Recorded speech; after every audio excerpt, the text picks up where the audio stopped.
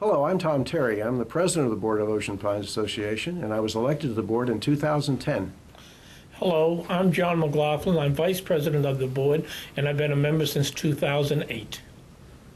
I'm Pete Gomsack, and I was elected to the board in 2009. I'm the treasurer of the organization, and so I'm in my second year on the board. Hi, I'm Rick Handelman. I was appointed to the board by this gentleman in 2010. Hi, I'm Les Purcell. I'm the secretary of the board, and I'm serving my 4th term as we speak. Hi, I'm Dave Stevens. I was re-elected for my 2nd term in 2010. And I'm Ray Unger. This is my 2nd term on the board in Ocean Pines. Start off with a pledge. Pledge allegiance to the flag of the United States of America, to the republic for which it stands, one nation, under God, indivisible, with liberty and justice for all. Even Dave Stevens.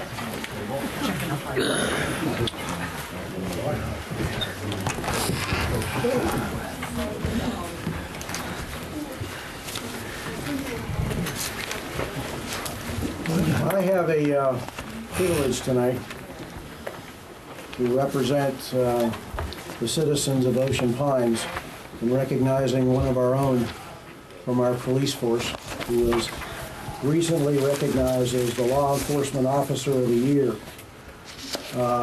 This gentleman does one of the most important jobs that you can imagine. He protects our children. I can't think of a more, there may be some high callings somewhere, but that one's right up there with it. And it exemplifies the level of quality of people that we have working for us here in the Pines and in our department. And it's very heartwarming to us to have a member of our own force recognized by the County Child Advocacy Center. We have a certificate here and a little gift certificate Visa card thing hidden behind the certificate for him to spend wherever he wants. Chuck it. I understand there's a coffee shop opening up soon. But Leo, if you'll step forward, please. We sincerely appreciate your community service, Leo, and thank you very much and congratulations. Thank you.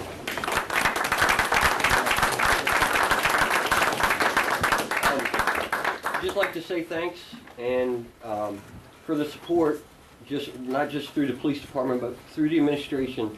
Just to let you guys know, this is not a solo thing that just our department does. This ties us in with the county units, the state units, the federal units, things that we've never had until we had Chief Massey's administration to tie us in with bigger and better things. And with the way technology and things are now with internets and things like that, children are always at risk in almost everything they do, whether it be just in an organization, in a club, in a youth sports program. There's just so many things that have to be done, and to be recognized for it is very much appreciated. But just to let you as the leadership of this community, they can't do it by themselves. They've said for years and years, my grandparents used to say, it takes a community to raise a child. It takes a large community to raise as many children as there are in Ocean Pines. So thank you very much for the support.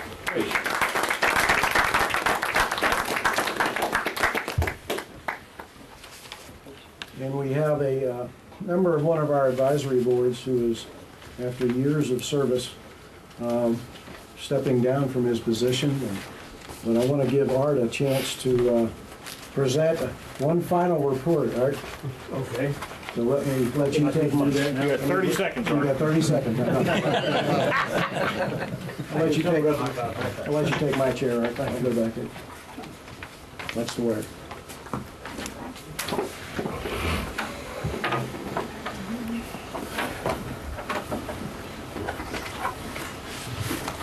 Those of you who don't know who I am, I'm Art Sachs. I am the former chairman. I say former because this is probably my last occasion to be here in that capacity of the Comprehensive Plan Advisory Committee.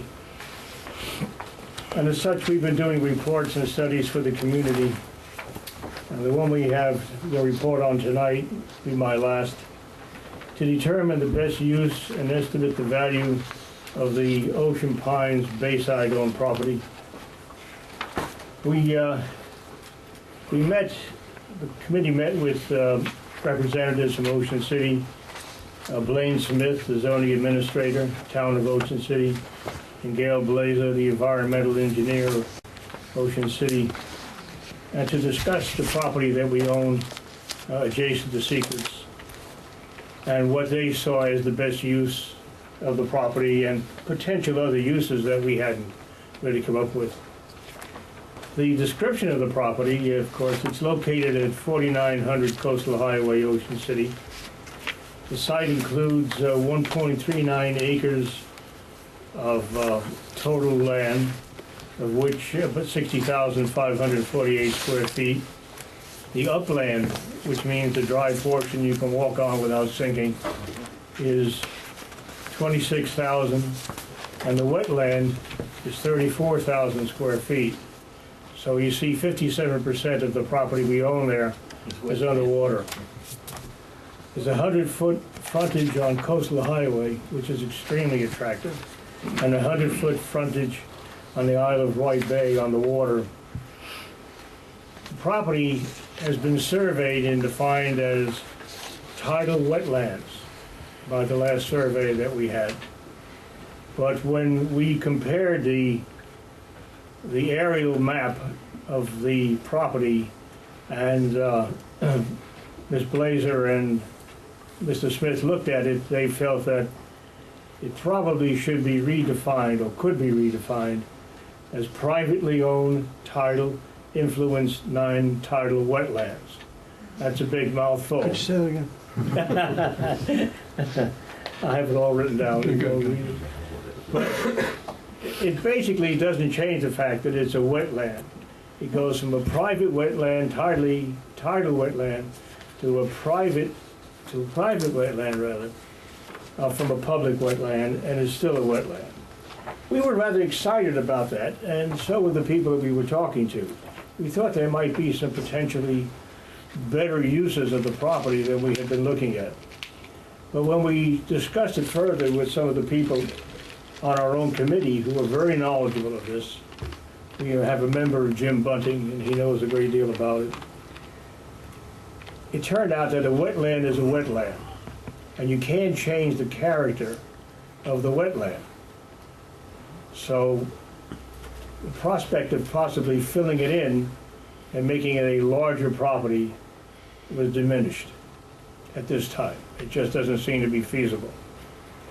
But there's more you can do with the privately owned non-tidal wetland than you could with a regular tidal wetland.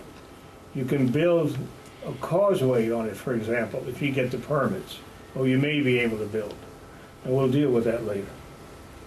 The current use of the property, of course, it's leased to Leighton Moore for use by his restaurant, Secrets. It's used for parking. There is some parking on it, and mainly to provide access to his Atkins property, where the majority of his parking is. So we are like the block between a portion of his parking and the large extent of his parking. He needs that in order to provide enough parking for him to legally stay in business. From Memorial Day through Labor Day, Secrets provides 49 parking spaces for the use of Ocean Pines persons who have the Ocean Pines Beach parking permits. So they monitor that, and then they allow us to come in and use it. The lease has recently been revised, and it now acknowledges encroachments by Secrets. The encroachments are part of a building is on the property.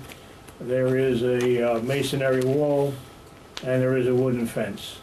And all of this is now incorporated into the new lease, so they have a permanent lease all year long on those items that are on the property. The last lease I was able to access was November 1, 2008 to November 1, 2013 lease. And under that lease, Leighton Ward pays a total of $166,787. That's 5-year sum, as well as state and county taxes, electricity. He maintains commercial general liability insurance, and he provides all upkeep for that property. There are 49 spaces that are delineated on the property, on the asphalt. We looked at the potential uses of the property. We looked at the property possibly as sale for residential use. Reality is, if the property goes up for sale for residential use, there's one person who's going to make sure he buys it, and that person's initials are Leighton Moore. The 2009 study by Littman, Frizzell, and Mitchell that was asked for by the board here indicated a range of sales in comparable properties from $100,000 to $350,000. In the current market, depressed market, we really don't know if these numbers will stand up. But we felt that although this is a potential use, it's probably not a realistic use. The other was a sale for retail or restaurant use. There's not enough square footage on the property to permit the construction of any size building, commercial building, and allow for the parking requirement of Ocean City. Now that could be mitigated if we want to lease parking spaces in our big lot across Ocean Parkway, but I doubt that would ever happen. So it really has limited commercial value. But in the Littman study, they evaluated the property for commercial purposes at about $2 million. Again, there's really one principal buyer, and that's Leighton Moore. It was suggested that it could be sold for a parking facility. The reality is there are very few large events or venues adjacent to the property, other than Secrets.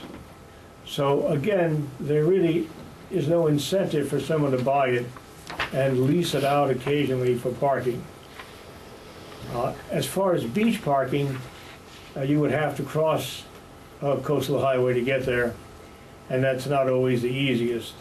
A beachside site for parking is far more attractive. It was also suggested by the Ocean Pines Boat Club that we use it for a launching and docking facility for kayaks and canoes. Possibly construct an observation platform there to watch the birds and the sunsets. We didn't think this was a truly feasible alternative now. One, it would be an expensive and difficult permitting process to get that approved. Two, the loss of the lease revenues at this time just can't be justified by having a place to tie up a canoe or a kayak. It provides an amenity, but you have to look at the value of the amenity and the number of times it would be used for that. We just thought it was not financially defensible at this time to suggest that kind of a use for the property. You can't go from the upland to the water side of that property without, just keep your feet dry, without walking on the adjacent property, all of which belongs to Secrets. Given the competing needs in Ocean Pines for infrastructure maintenance, facility maintenance replacement, stormwater management, and many other things that we're coming up with, and the coffee shop, we thought this was not really a feasible thing to examine at this time. The conclusion we came to is that the current use of the property is most advantageous to Ocean Pines. We think the property should remain the property of Ocean Pines without it being sold in the near future or without any long-term leases. The laws that govern wetlands are politically motivated, and we don't know what the politics will be 10, 25, 30 years from now in Ocean City and in the county, and that can definitely change the uses of the property. It's an excellent property, and we're making money on it, and it's not costing us anything to do it. So we're recommending we keep the property in use for the same purposes. That's it. That was over 30 seconds, but great, Art. I agree with it completely. Thank you. Art, before you move too far, Okay. Yeah. got a little coffee shop opportunity for you too. This coffee shop's a big thing. Wow, yes. Certificate of appreciation presented to Art Sachs with sincere appreciation for your 6 years of service on the Comprehensive Planning Advisory Committee and leading that group. And we will try to keep your work going, my friend. Thank you very Thank you. much. Appreciate it. It's a privilege working with the board and everybody. That's your stuff. Okay.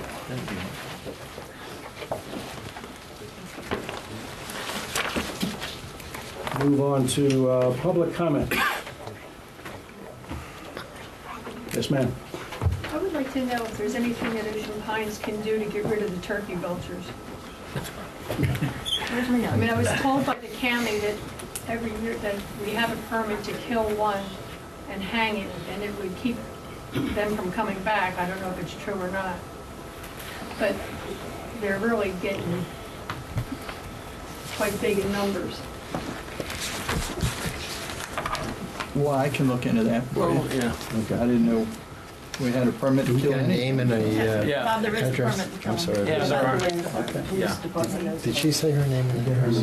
Yeah, I know, but No. last year, he told No, I me didn't to think so. I come in the didn't. afternoon to shoot a blank. Ma'am, I need your name and address, please. Yeah. My name is Romaine Green. I live at 90 Newport Drive. Thank you. Bob, you'll look into, Judy Boggs, I think, was out of the room and did not hear that. Yeah. No, I didn't. I was talking. She was asking about turkey vultures and what Ocean Pines can do to curtail them, and mentioned that you understand that the county issues, we have a permit actually from the county that allows us to take some action. And you have a buzzard blaster Yes. here in Ocean Pines. Yes, Yes, we do. Yeah. yes, I know, Mhm. because I've received a couple of calls in past years. And A The buzzard bird- blast? a buzzard Yeah. blaster. It The just birds makes a are- loud noise to The scare them. birds are very intelligent, Yes. by the way. Yeah. And what happens is when they adopt a tree or a building or something, they come back. Mm-hmm. And you can go out and beat your pots and pans, but they know that they can still come back. You'll and they're go not away and they'll afraid come of them. back, yeah. And the same way with the buzzard blaster. I understand before, years ago, the man who used that would leave at 5 o'clock. And the buzzards found out that after 5 o'clock, they were okay. But the woman eventually went online and bought herself a buzzard blaster and was taught how to use it. I thought it was a nice little niche she was creating for herself. I don't know what she has done with that, but I understand that it worked. we'll follow up on In that. the meantime, our general manager is going to look into it, right? Yes, he is. Yeah.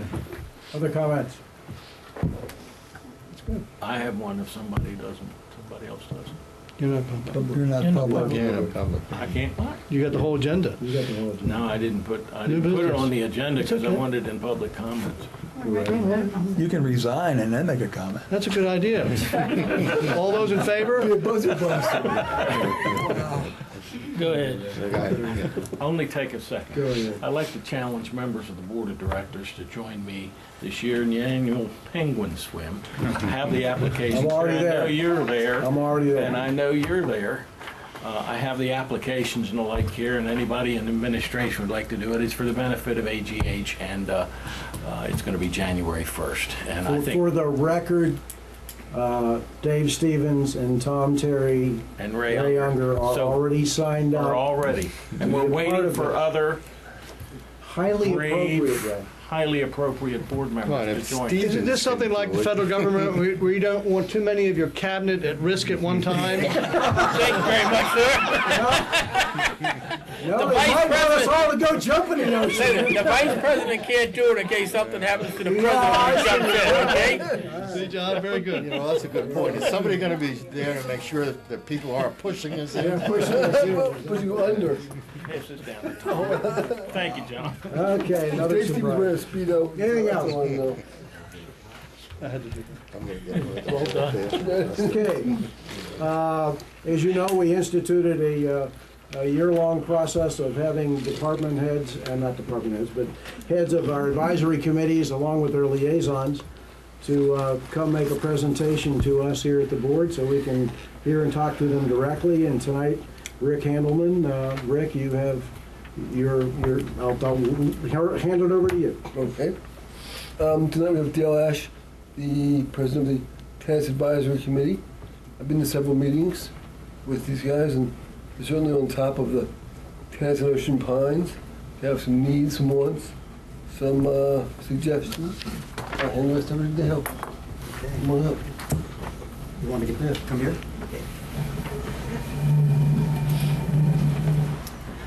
Well, I know that tennis is only a small cog in the wheel of the Ocean Pines Association, but I can assure you that for 150 or so due-paying members, it's a vital component in their life here in Ocean Pines.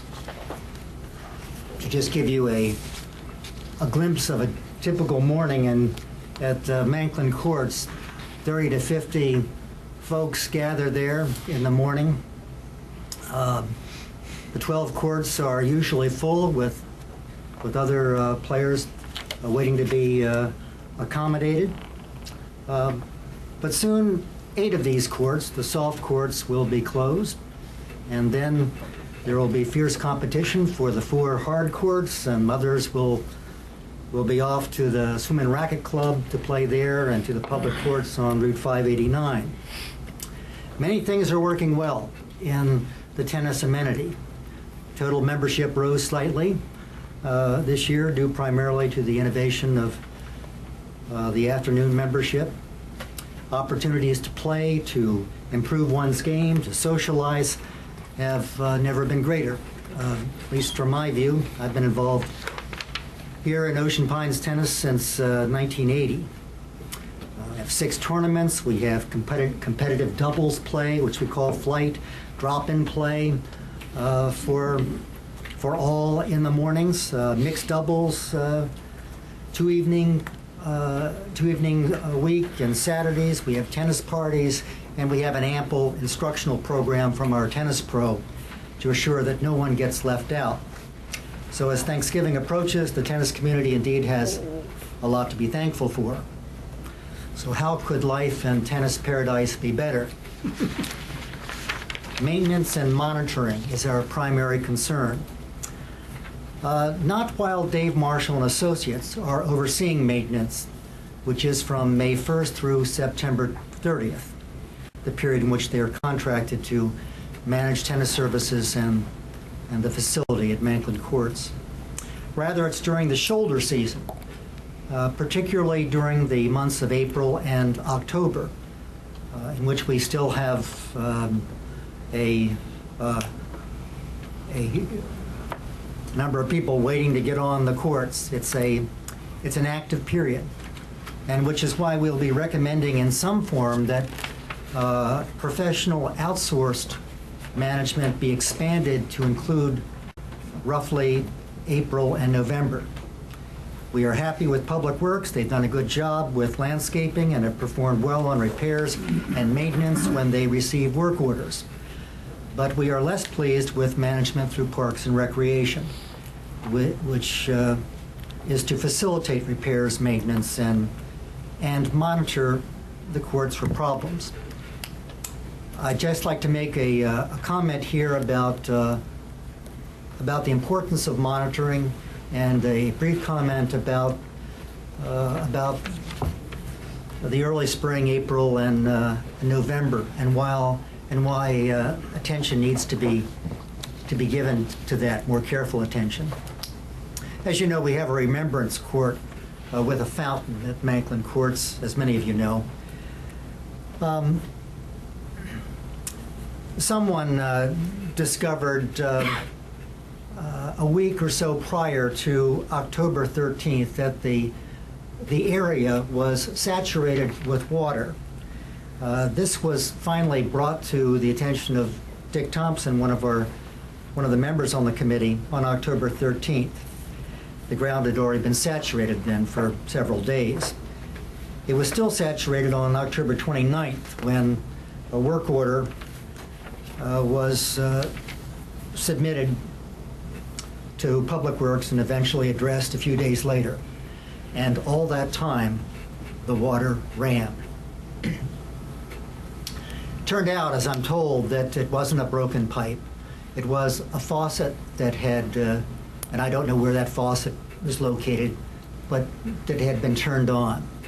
That is the sort of problem that would have been, I think, more expeditiously remedied had the courts been carefully monitored. But it's not just the unusual event. In fact, more often it's the typical one. Events that are circumstances which are characteristic here of the spring and fall. As you may know, in late March, the soft courts are reestablished by an outside contractor to the tune of $12,000. The old simulated clay on these 8 courts are scraped off, new materials put down, the nets are put up, and the tapes for the lines, boundaries, are laid down. Then the contractor leaves. But the courts are not playable until they have received repeated rolling, and that any problems with the watering system, the sprinklers, have been corrected. And that's not unusual. In fact, it's more often than not that there are adjustments that have to be made, sprinkler heads that have to be replaced, and so forth. And this rolling needs to continue frequently in these weeks that follow in April. Remember, we don't get professional maintenance. Dave Marshall Associates doesn't arrive until May 1st. I would add that the performance by in-house management was better this year, not just in my view, but by others, than the last several years. But the record as a whole has been poor, and we have a throng of tennis players champing at the bit to get on the soft courts. So by April 1st, we're looking to get on, but it's been as late as May 1st when the pro has arrived in recent years that we've actually been able to play. In the fall, the primary problem has to do with watering. The courts get watered too much. We have an automatic sprinkling system, but you can't just set it and forget it. Wind, temperature, sun, rain, these changing weather patterns determine the watering. Now, this sort of thing is taken into, is factored in carefully when there's a presence there.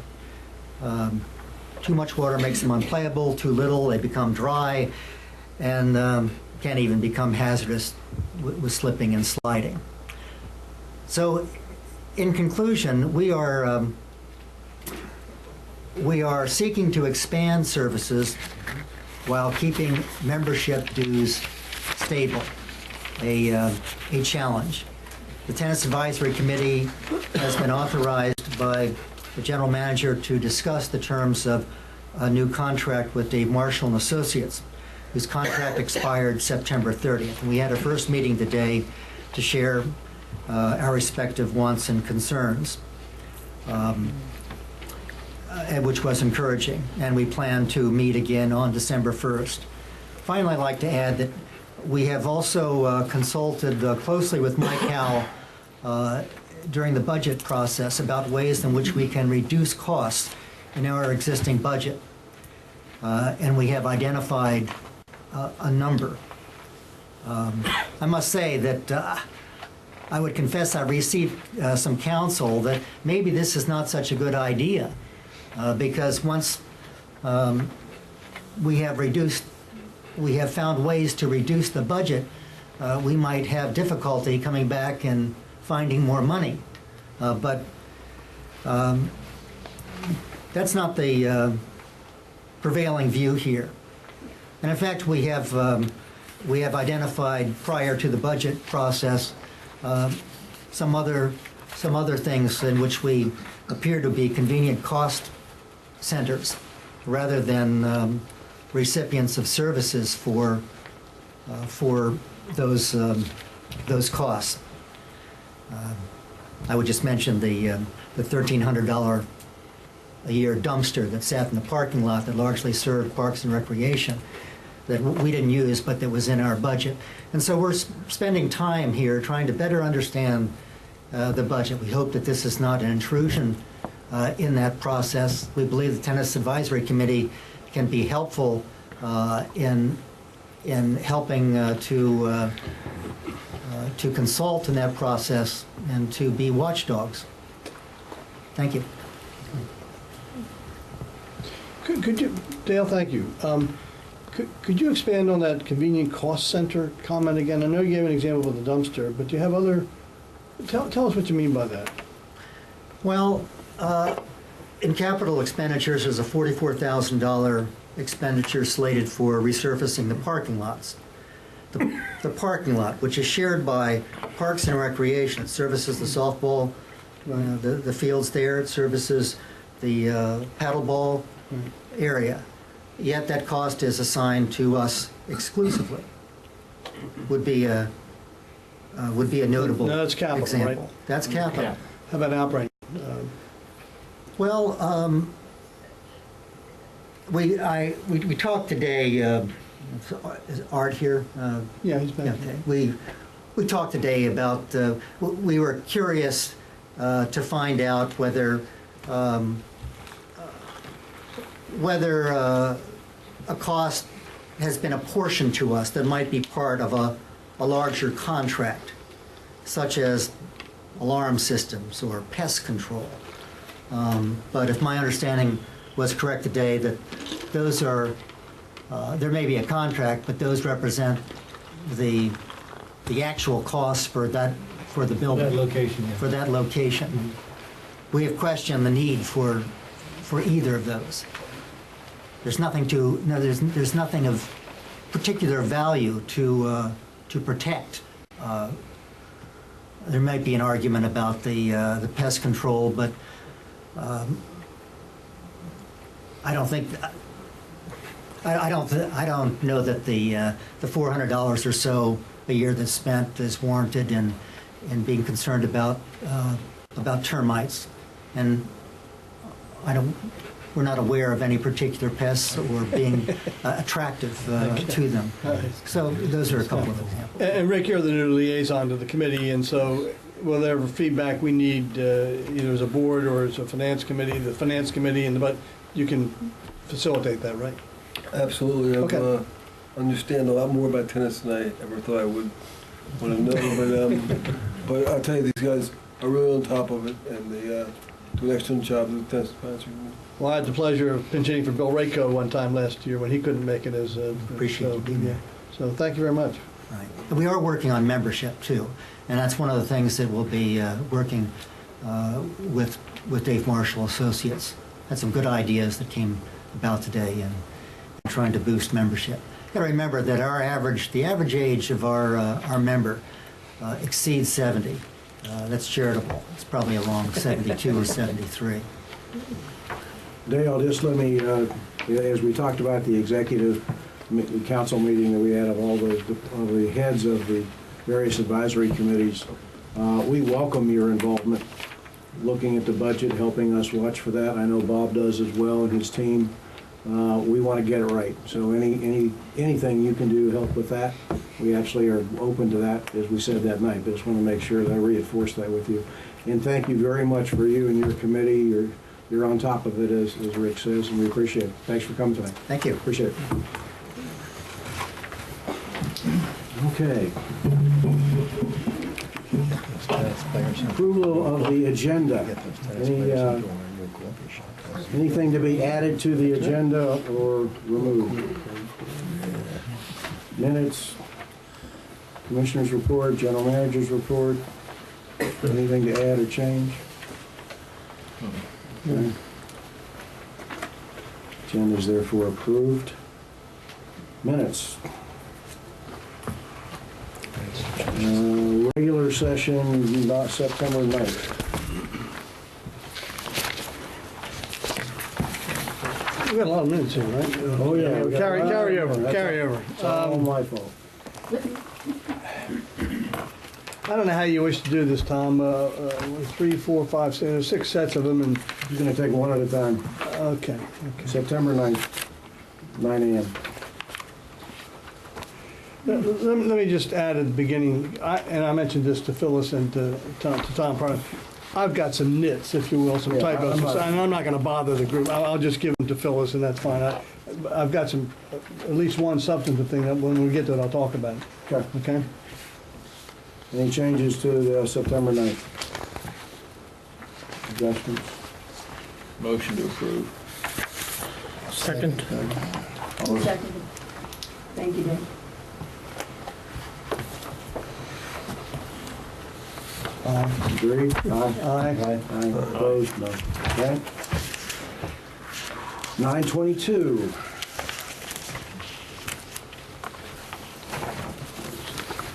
Nine 22 regular meeting, right? Yes, regular. Okay. No, we can't do the closed one. Yeah. Yes, sir.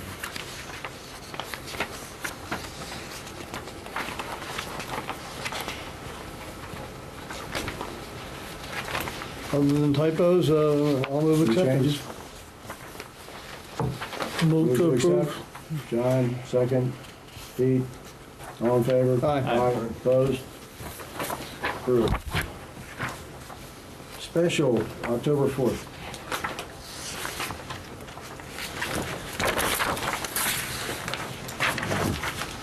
You skipping around, Yeah, kind of confusing. try to keep it that way, Pete. I know, well, you're doing a good job. Thank you. Seriously, October 4th?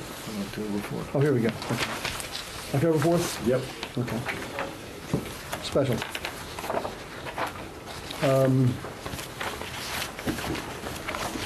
Few typos, I'll move acceptance. Second. Second. All in favor? Aye. Opposed? And last, 10:29. Special meeting. This is one I think we do want to talk. It's on the bottom of the pack. Yeah. I do have, on page 2 there, I've got Okay?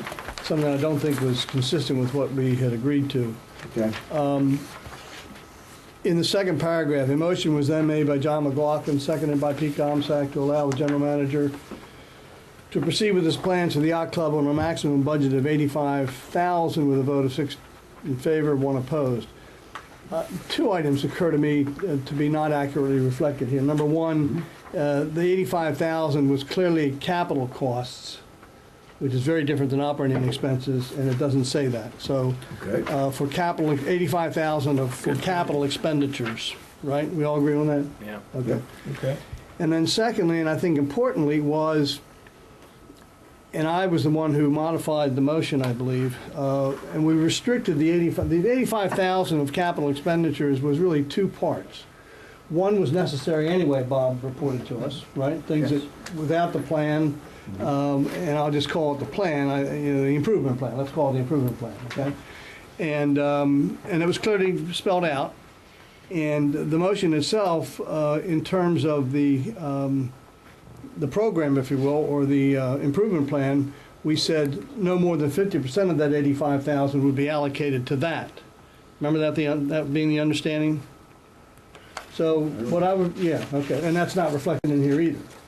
So I would propose additional or substitute language that simply says, we're okay down to the 85,000. We simply say for 85,000 of capital expenditures, only, and I'll give this to you later if it's acceptable to everybody else, but only 50% of which can be utilized for items relating to the modifications to accommodate the general manager's improvement plan for yacht club operations.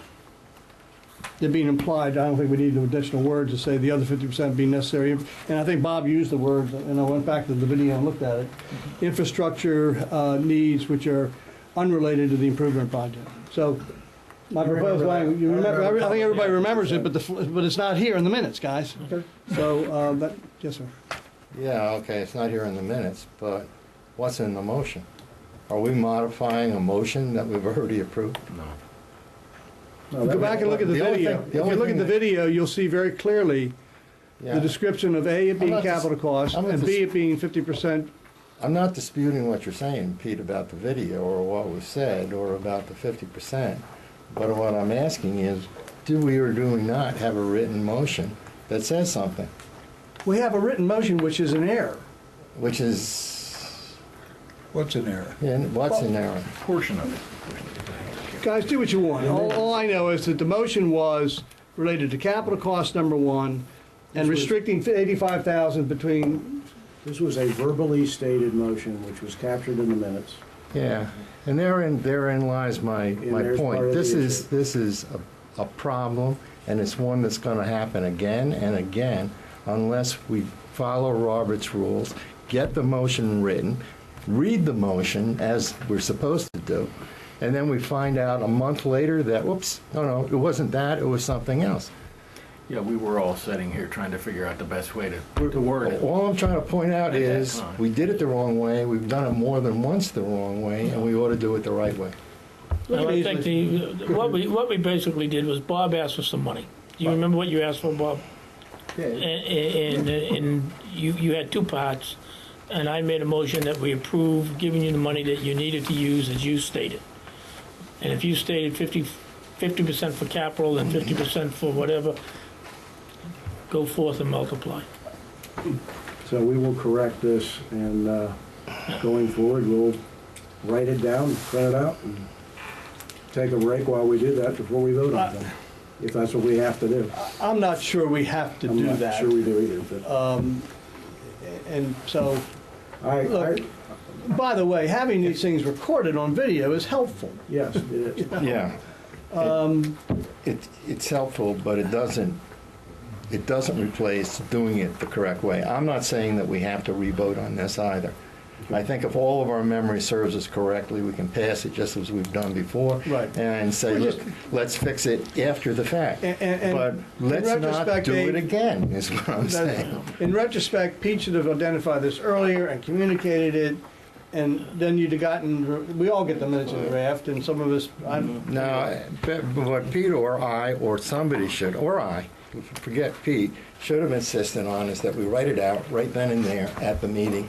And I don't care how long it took or whatever, we do it the right way, that's all. I mean, it's simple. well, this is not complicated. We gave him the authority in Gave him good authority faith. to do it. I think Bob Yeah. understood that, right? So, yeah, I don't see it's a big Any deal. I other just, changes to the, yeah, let's go, to see a motion to accept. Move to accept. as revised. Agreed. The minutes, yes. Voted. Okay, that's Okay. County Commissioners report. Judy. Thank you. Well, maybe I'll stand in this corner. You got your cap to put on your head, You haven't Judy? done that since school, have you? You're facing the wrong way, Judy. You're supposed to face the corner. When you sit in the corner, When when you you're stand. relegated to the corner, you have to face the corner, right? No, I'm good. I'm good. I'll You're just take good. your chair. Okay. As long as it's through your purse. I just want to say before All you right, leave, all right. congratulations to Julie for Yeah, the Judy. Yeah, congratulations. Thank you very much. Not too much has happened in these past few weeks of red election because the Board of Commissioners is going to be changing. There will be two new commissioners. One will be replacing Bobby Calgar from the Pocomoke District, and that will be Merrill Lockfall. And another one will be replacing Linda Busick for District 6, which has part of Ocean Pines also, and that will be Jimmy Bunting. And they will be installed and sworn in December. So yesterday was the last day for Linda Busick and Bobby Calgar. But I do have some things that I think are important for you to know. First, water and sewer issues. We always have water and sewer issues. The new water line from Ocean Pines Water and Wastewater Plant was connected to Shell Elementary School at the end of October. We all know that. But a fortunate happenstance to this connection is that the new connection was used successfully by the fire department to provide additional water while they and the other fire companies in the area were fighting the intense barn fire at the horse farm located at Route 589 and Worcester Highway. So it was hooked up just in time. Work continues on the sewer connection. The pipeline for the sewer connection will be essentially complete this week. However, things are going to be delayed by the state. A state MDE permit must be issued before the pump station is hooked up for the sewer capacity.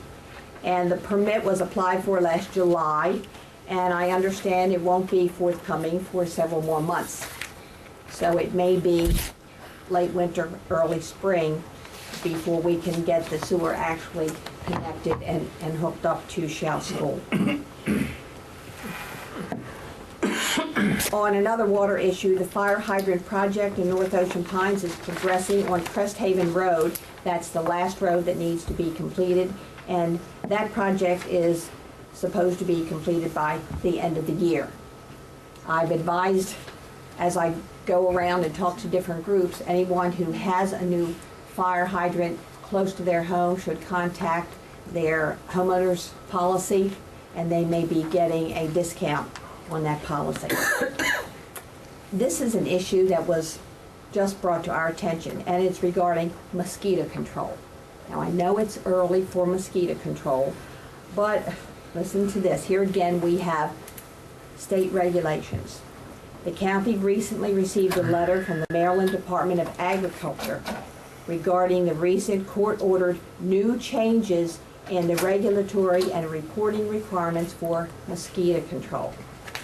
MDA, that's Maryland Department of Agriculture, has advised us that insecticide applications are now considered a, quote, point source discharge of pollutants into the waters. And it will now be regulated by the Clean Waters Act. As such, insecticide applications over waters or near waters must be in compliance with the National Pollution Discharge Elimination System, NPDES. We've been advised that any government, public utility, or commercial business, including farms and property managers, that treat an annual threshold of 640 acres must submit a notice of intent and have MDE approval prior to obtaining an NPDES permit. More state regulations. Now, the Maryland Department of Agriculture indicated in their letter that they will develop the application for Worcester County. Then we'll need to review the county's mosquito control program to assure that it strictly adheres to the integrated pest management plans and pesticide discharge management plan that is developed for all MDA mosquito control programs. Now, Michael Cantwell of the Maryland Department of Agriculture has agreed to provide a presentation to the county commissioners on this issue sometime early next year. And OPA may wish to attend this. I don't know if or how these regulatory changes may impact on the acreage sprayed by the Ocean Pines Homeowners Association, because I don't know what the acreage is. However, additional information can be obtained by calling John Tustin, Worcester County's Department of Public Works Director, and his number is 632-5623. And I imagine you have that. So, just additional state regulations. They apply to every government, and they may or may not apply to Ocean Pines. Well, on a more upbeat note, new Worcester County Christmas gift idea. I want to share with you a great idea for a Christmas gift from the Delmarva Discovery Center in Pocomoke City. I don't know how many of you have visited that. Have any of you visited yet? Yeah, it really is a very nice facility. It costs $10 for an adult to go in and less for children. However, you can find out more about this hands-on Museum of Natural History of Worcester County on their website, which is delmarvadiscoverycenter.org. Now, the deal is family memberships. There are family memberships that provide for unlimited visit for an entire year, 10% discount on anything in the store, and participation in their family programs, their special programs, and they're all available as part of a family membership. $40 for a whole year. You know, that's really a deal.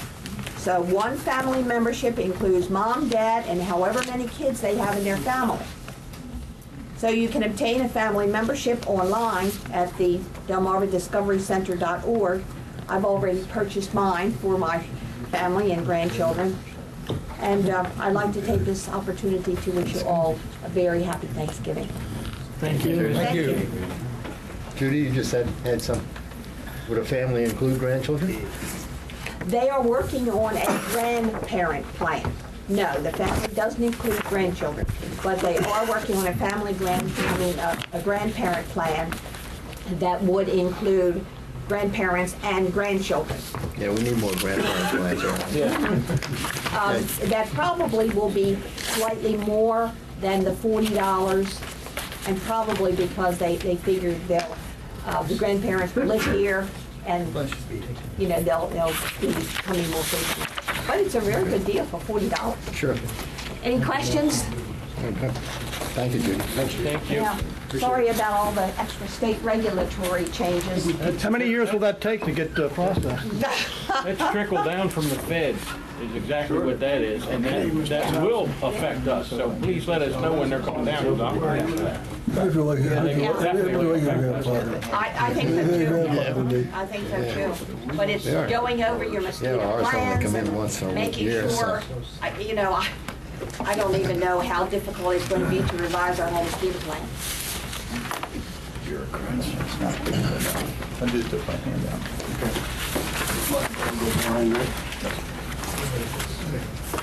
As the gecko would say, technical difficulties. There you go. We have paper. Thank you.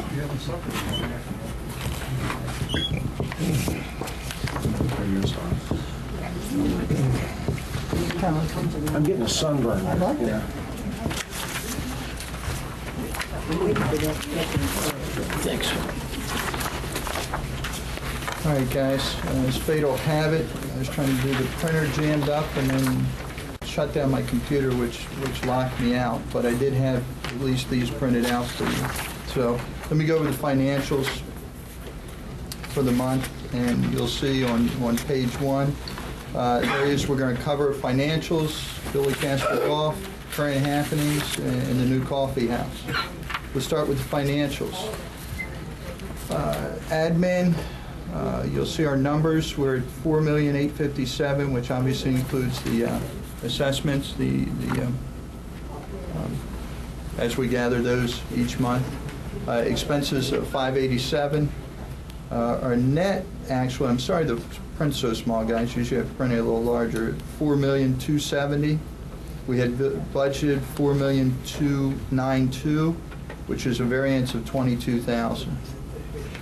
Public Works, $68,000. Expenses of $737,000. The actual were $669,000. Budgeted were $664,000.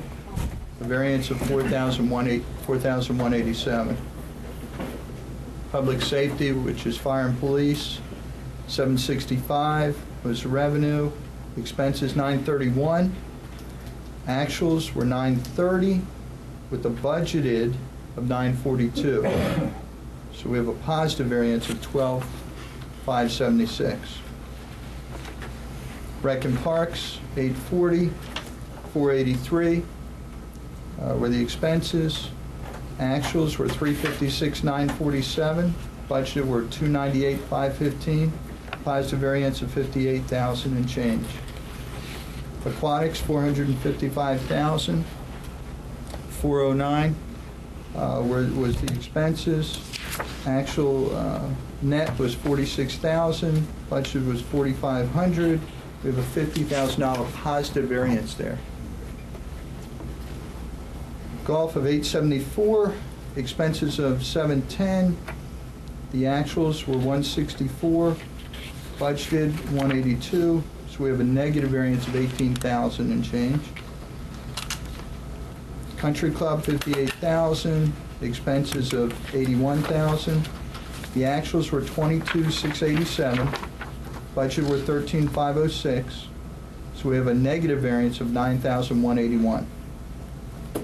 Beach Club of 214, expenses were 122, actuals were 91, budget of almost 82,000. We have another positive variance of 9,468.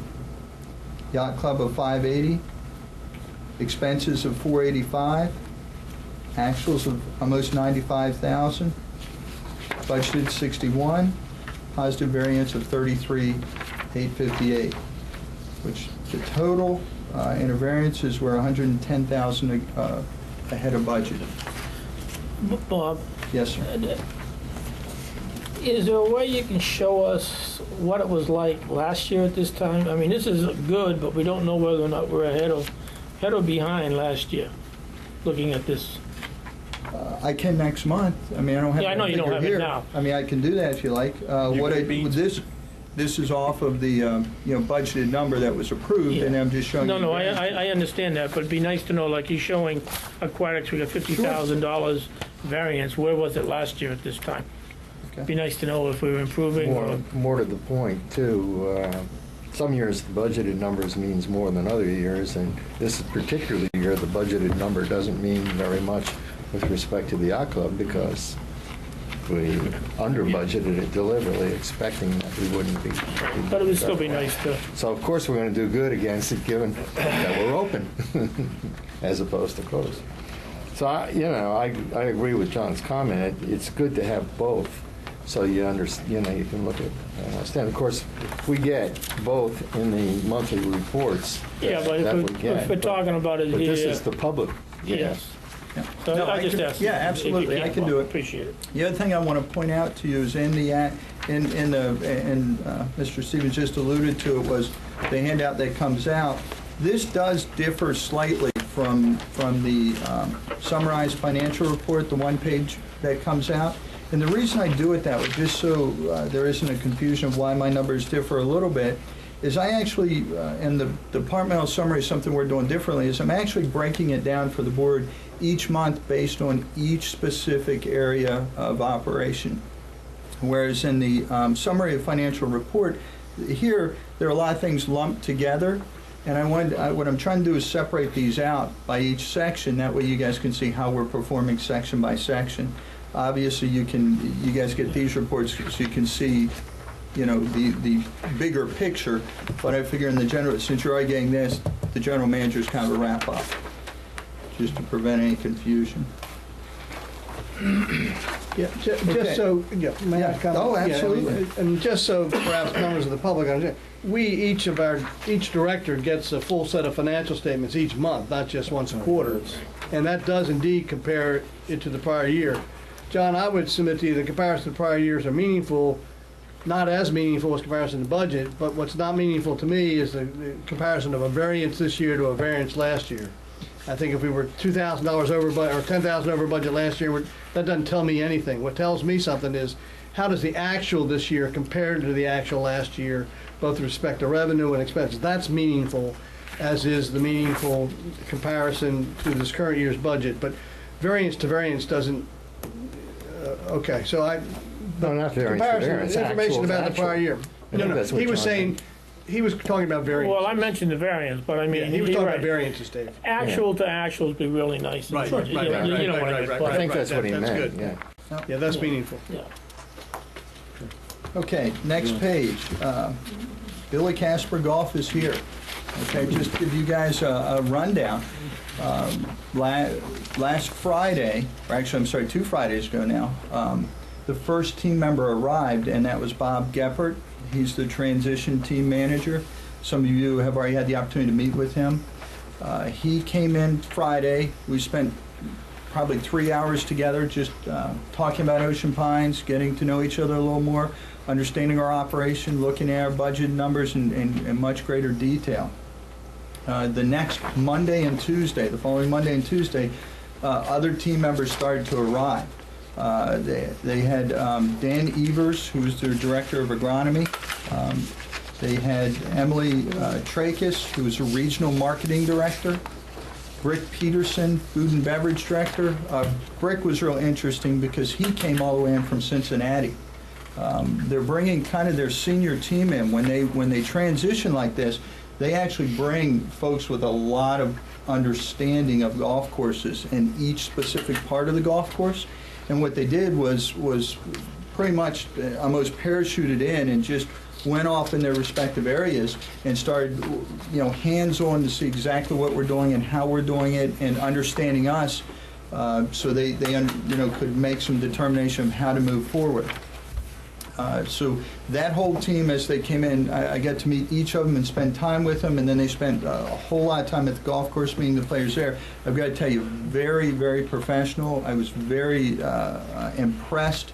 Not just with Mr. Geppert, but every team member that came in, you're just wowed with the level of professionalism and understanding and what in addition to how professional they seemed when they came into the golf course, but how respectfully they treated everybody. From everyone on the golf course, it was a great experience so far.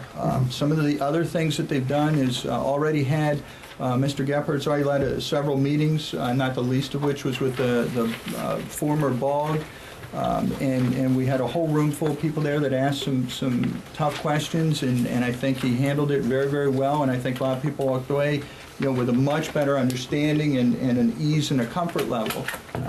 In addition to that, we've had folks calling with concerns and questions and from are we still going to have the 9-hole tee times? Are we still going to do this, that? And Bob's been just wonderful meeting with those folks. He never turns down the opportunity to meet and discuss, and he's not hiding anything. It's really been a nice transition so far.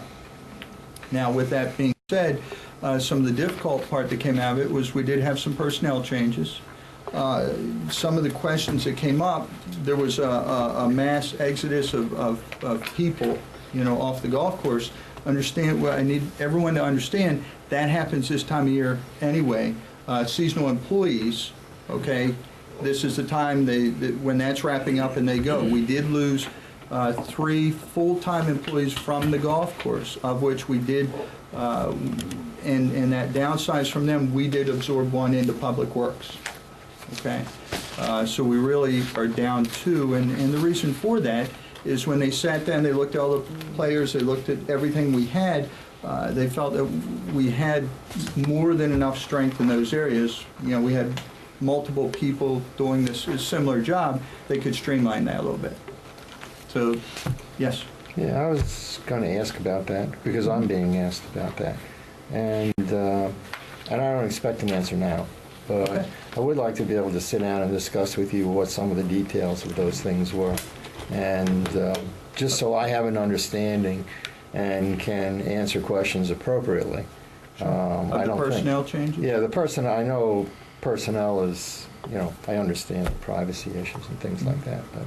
But let's put it this way. If I don't know the answer and if we can't, in some way satisfy the people, the rumor mill will answer for us. Sure. Well, and that's why I brought it up. I mean, I'm glad you did. Numbers. I think it's important. I'm glad you did. Of the 3 full-time employees that were let go, the one, Andre, who had been here for 24 years, with his experience, with his knowledge of Ocean Pines, and his knowledge of agronomy from flowers and plants and seeding and all those, was a great fit because our Public Works Department had a need for that. We actually had an opening there, so we were able to take Andre and move him over to Public Works.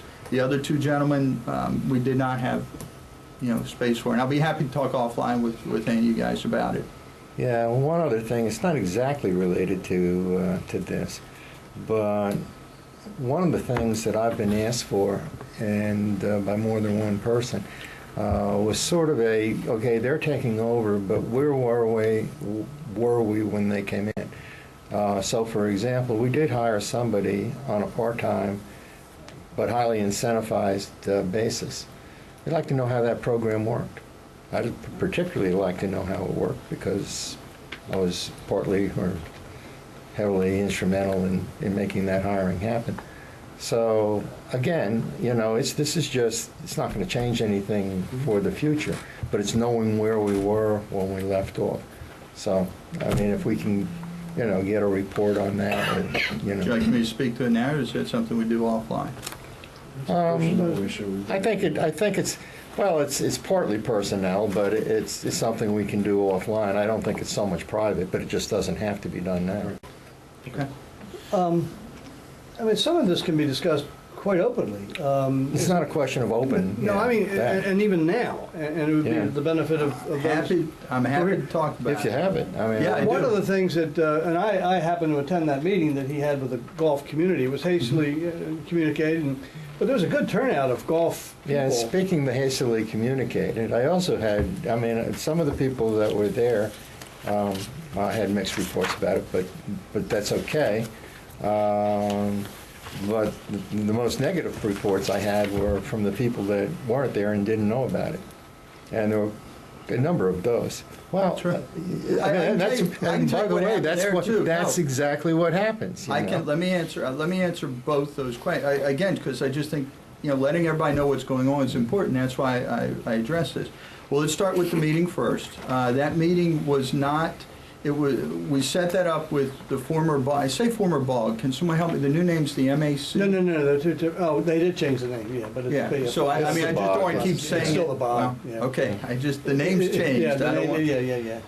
With So- new bylaws, et cetera, et cetera. Yeah, so with that being said, we had offered the opportunity with Mr. Gephardt by Monday. He arrived on Friday, offered on Monday because we ran into a couple of the board members from the BOG and offered the opportunity to meet with everybody. At that time, the decision was made not by Mr. Gephardt or myself, but by the current board members of the BOG that we spoke to keep it to a smaller group initially. And they made that decision. It was, and you can speak to them about it, several members of the board that did that, not this board, I'm sorry, the BOG. I know, the BOG board, yeah. And then they decided to change that and just expand the meeting, and apparently that came out within a day or two. Yeah, so It they just made didn't a kind allow of a bad time. decision up front. Jim Gephardt can get every golfer there an email in a heartbeat, and that's why I knew it wasn't announced, because even though I was out of Understood, town. but that wasn't, didn't now I have will it. tell That you, wasn't his call, is what you said. it was not our call, it wasn't Mr. Gephardt's call. Now, I It was will. whose call? It was not Casper or myself that made the call. We It openly. was Mr. Gephardt and the people who were, the BOG people. It was BOG. It was a regular, It it was was not done at a Mr. regular Gephardt. BOG meeting, wasn't it? No, it was It was, just. wasn't it a scheduled meeting? All right, No, I don't think so. No, it wasn't really, it was sort of a get-together of impromptu, answer any questions. Now, moving forward, just to clarify this, Mr. Gephardt will do a meeting tomorrow, the next day after that. He's wide open, we will meet anytime, he will meet anytime, he's there every single day, through the weekends and everything. He's happy to meet with as many. If the BOG would like to have a I'm full sorry. meeting. I'm confused by the name Gephardt. I'm thinking of somebody else. I'm thinking of the guy that sends out the emails. Gerhard. Gerhard Gephardt. I thought- All right. I thought that's what was happening. Exactly. I thought he was referring to Well, let Jim me step Gerhard, in. who is the official announcer. he's the for- transition manager Yeah, for I Billy thought- Casper. I thought that's what the Gephardt confusion was. as The opposed to other- Gerhard. The other Gephardt. confusion happened that day, folks, if you remember back, our friends from MediaCom decided to have an email outage that lasted for more than a day, right in the middle of everybody trying to be notified. Even if they were sent an email, they might not have even gotten it. So I think, at this point, they did the best they could. Yes. They made a decision to open it. The MediaCom didn't help much at that No. point, but, the message is from Casper, we'll meet with anybody, anytime. Anytime. Let's get to meet the community. And Is That's what there we want to a, do. based upon this, is there a need for the association to have a formal get-together with Gasper open to the public? Open to the members? The association members? I don't know.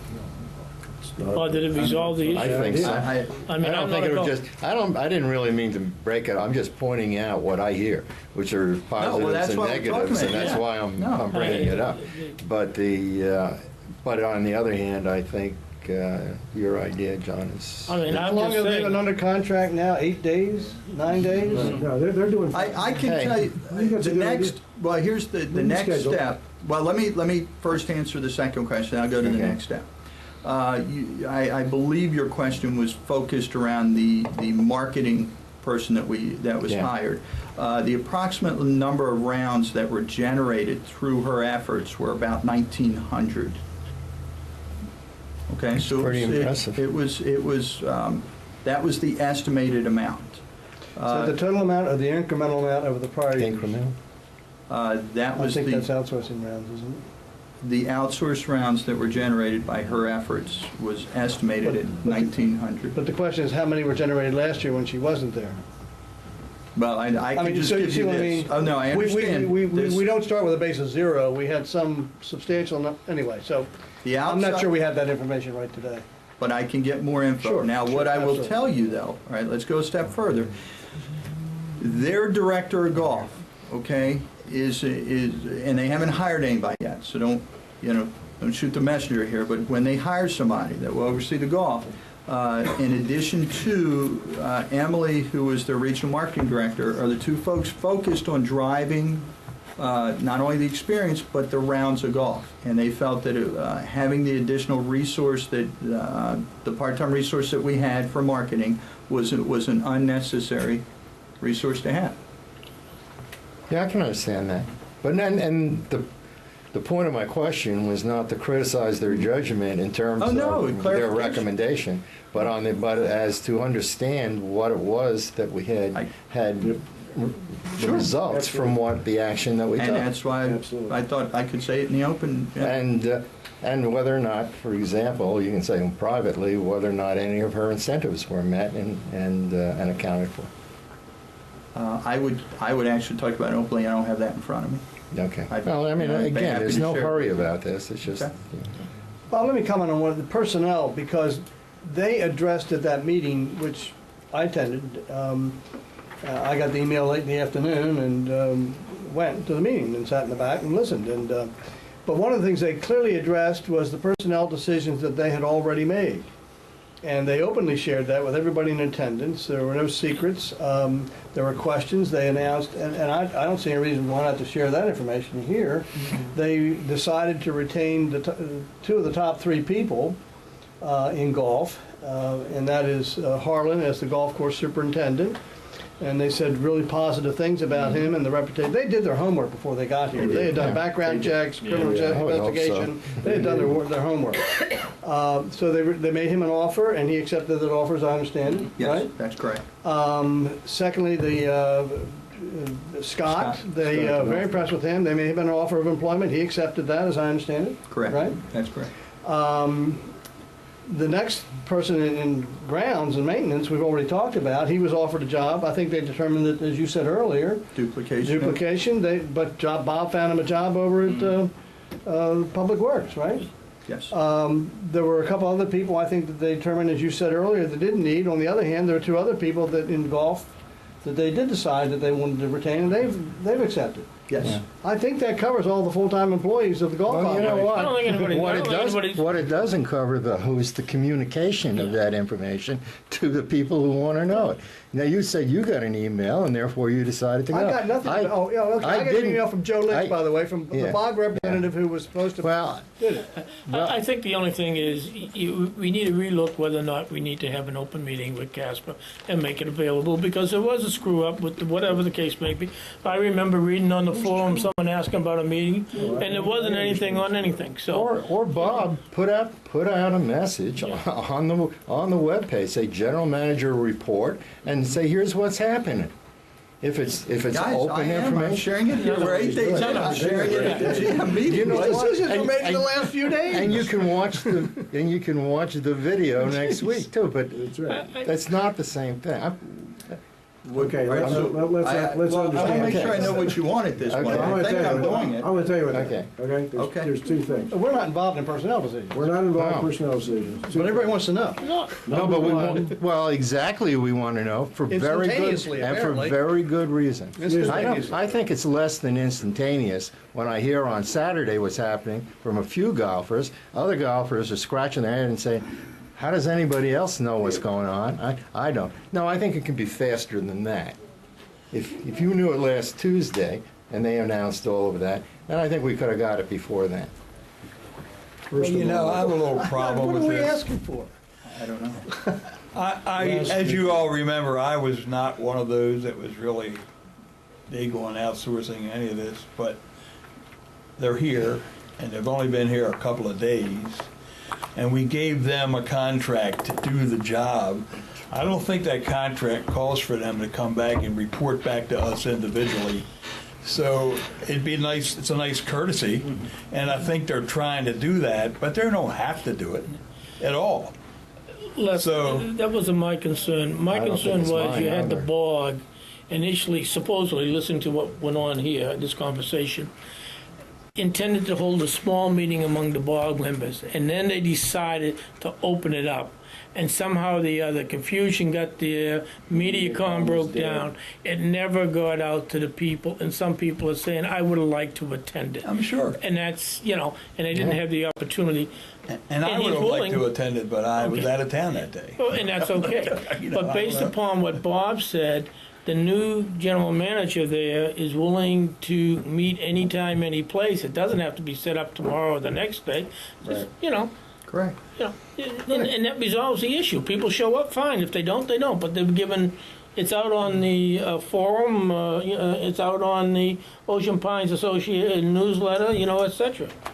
You know, so. In the interest of information, there is a golf clinic for women tomorrow. It's free tomorrow morning over at the golf course. Any women who want to get a free golf lesson, and then followed by a little get-together to have a little chit-chat, and it's part of their effort to get ideas from people.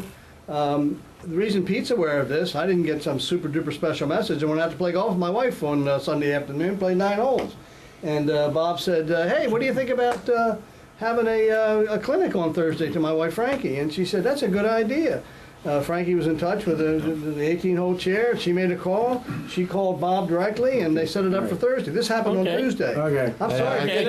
I think if you're going to You know. continue to miss the point, That's enough. Okay. which I think you I have, always miss the point, Dave, in your opinion, so let's move on. you're right. Billy Casper has arrived.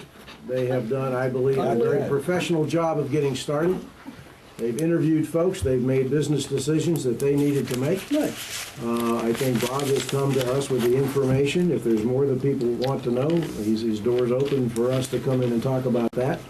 As far as a public meeting, I am absolutely sure that they would be more than welcome to have us sponsor a session for the community to come in and meet them and fill up the country club. So Bob, the two things, one is talk to anybody on the board who wants more information about the personnel changes that you've been made aware of, and now you've told us all of them anyway at this point.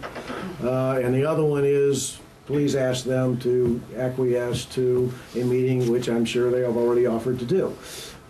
Correct. So I think all intents here were positive. I think the BOG, whatever their name is, tried to do the right thing. MediaCom didn't help.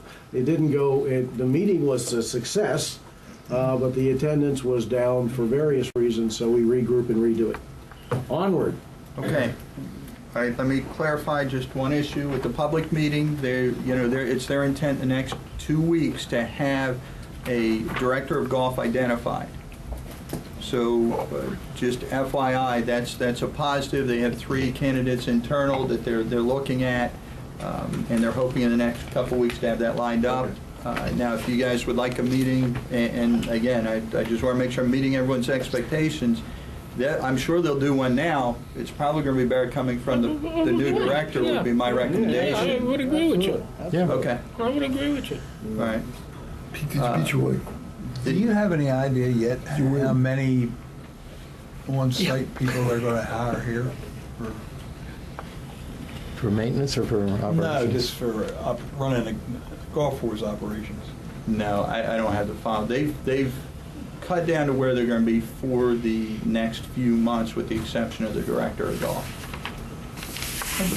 By the way, one of the provisions in the contract is within 30 days of the effective date of the contract, they will provide us with an initial budget for the next fiscal year. 30 days, and that's by provision in the contract. Okay. Now, the other positive that came out of that, which is on your sheet, is they did a fire sale, and it's still happening at the pro shop.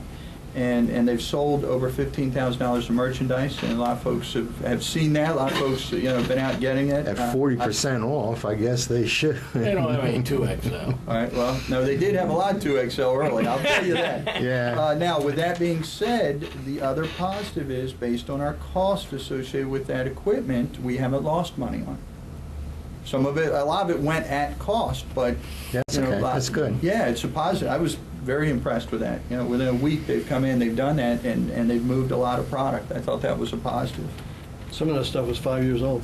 or more. Looked at those. Yeah. But we could do it ourselves. Okay, the next slide, current happenings. Some things are going extremely well, and again, I cross my fingers, because as soon as you say something, something breaks down, but leaf removal. We are 3 days in with our strategy. We have picked up just over 2,000 bags of leaves. They have cycled through the entire community at least once. These are bagged leaves. Bagged leaves. Bags. Okay, and the reason I say that is folks are doing what we've asked them to do and bag them and set them out on the curb. Our guys are picking them up, and we've even been so aggressive with it that if someone calls because we missed the pickup and we're still in the area, they have picked them up for them. So we're very aggressively going after this. You need to understand, they are in your neighborhood, or they will be in your neighborhood twice a week. Okay, so we're going after this. The other thing, this Saturday is our first weekend that we're open in the yard. I'm going to explain the yard. Southside Fire Station, okay? You know where the recycle bins are. If you go there on your left, you're going, our public work is to the right, the yard's right there to your left. You can't miss it. We'll have folks in this Saturday, and happy to take any leaves that you want to bring. That whole Gordon Club area down there. Yeah, so it's going very well. Bulkhead project, which you all know is a pretty big project for us, that too is going well. We're slightly ahead of schedule on that. Again, weather permits, whether we stay on schedule, but thus far, weather's been very good to us, and that's in addition to starting a couple weeks later than usual, just so we didn't have equipment and pilings and dirt laying around down in the area that we would use. So we delayed the start, yet we're still ahead. So that's a very positive. Another positive note, we just received a grant approval for a new tag reader, and police department had applied for that, and so they're able to scan the tag and get all the pertinent information from the global database. That's not in yet, but that's something they got in, they got approved for it. So that's another positive. And then the last thing in current happenings, we have a lot, but Tom told me to keep it short, so we're narrowing down our search. We're down to just a few candidates for a new aquatics director position. They know we've hired temporarily. Do they know about James being back? No, They may not know no. about it. Well, with aquatics, those I announced last month that Sarah had left us to take a job closer to home up in Milford. In the interim, we asked Miss Jenny to come back and help us. She was with us all summer, and she's helping out as that interim until we get a permanent position hired. So we big, do big have plus. someone running aquatics. Oh, It's not left uncovered. No, it's Okay. not left uncovered. Okay, thank you. Okay. All right, we talked about the leaf, which was the next slide. All I can do is ask everyone to continue to please bag those leaves. If you bag them, we'll get them. I'm Now- looking for big fans so I can blow them to my neighbor's yard, because Yeah, that's between you and your neighbor. he rakes his every day, so he can Oh, have. what the heck? Here. Well, I'm asking, we did have one negative where someone raked probably mounds to the, through their ditch and up, we can't pick those up. The leaf truck, what we're picking those up with is the leaf vac, and we're moving on that. But when it gets the mounds we can't pick those up. It takes too long. You've got that smaller truck with the leaf vac fills up so quick, they have to make several trips just to get to 1 yard. That's not the intent. You bag them, we'll get them. If you pile them like that, they're on you. I have a question. Yes, sir. I'm almost embarrassed to ask it because I should know the answer. No, it's all right. Are you picking up leaves throughout the park? Anywhere that their leaves need to be picked up, we'll pick them up. But in the park, you know what, Dave, now that you say that, you guys have your own maintenance. We do have a twice-a-year leaf removal, which actually goes intrusively. Jim was looking at me, so he should know the answer. He probably does. He's smiling. No, you don't know the answer. But on the other hand, our twice-a-year leaf removal, which is included in our maintenance fee, or our fee, hardly covers it. If you rake them, we'll get them. So I'll make that commitment. If they're the park raked, needs they me to come pick them down up, into we'll have our the, team pick them up. Yeah, I'll talk to Abby about that. Just give Public Works a call, we'll send the truck down, we'll pick them up. Okay. Dave rakes them? What's that? Dave rakes them up, pick them up. Hey, I got a blower, so don't worry about me. I can handle that. Okay. What's that? Yeah. On a positive note, just an update. I'll pass it. Okay, the coffee house, affectionately known as Java Bay Cafe, is well underway. We have our intent, and I hope everybody's holding on their seat, is to be open next Friday. Thanksgiving weekend. right? Thanksgiving weekend. We're trying to tell you, I said holidays, I didn't want to commit to a Thanksgiving opening, and it's going to be tight, but I will. 6 in the morning? 6 a.m., Friday morning. I will tell you, we've had a lot of very, very positive energy. I'll be there.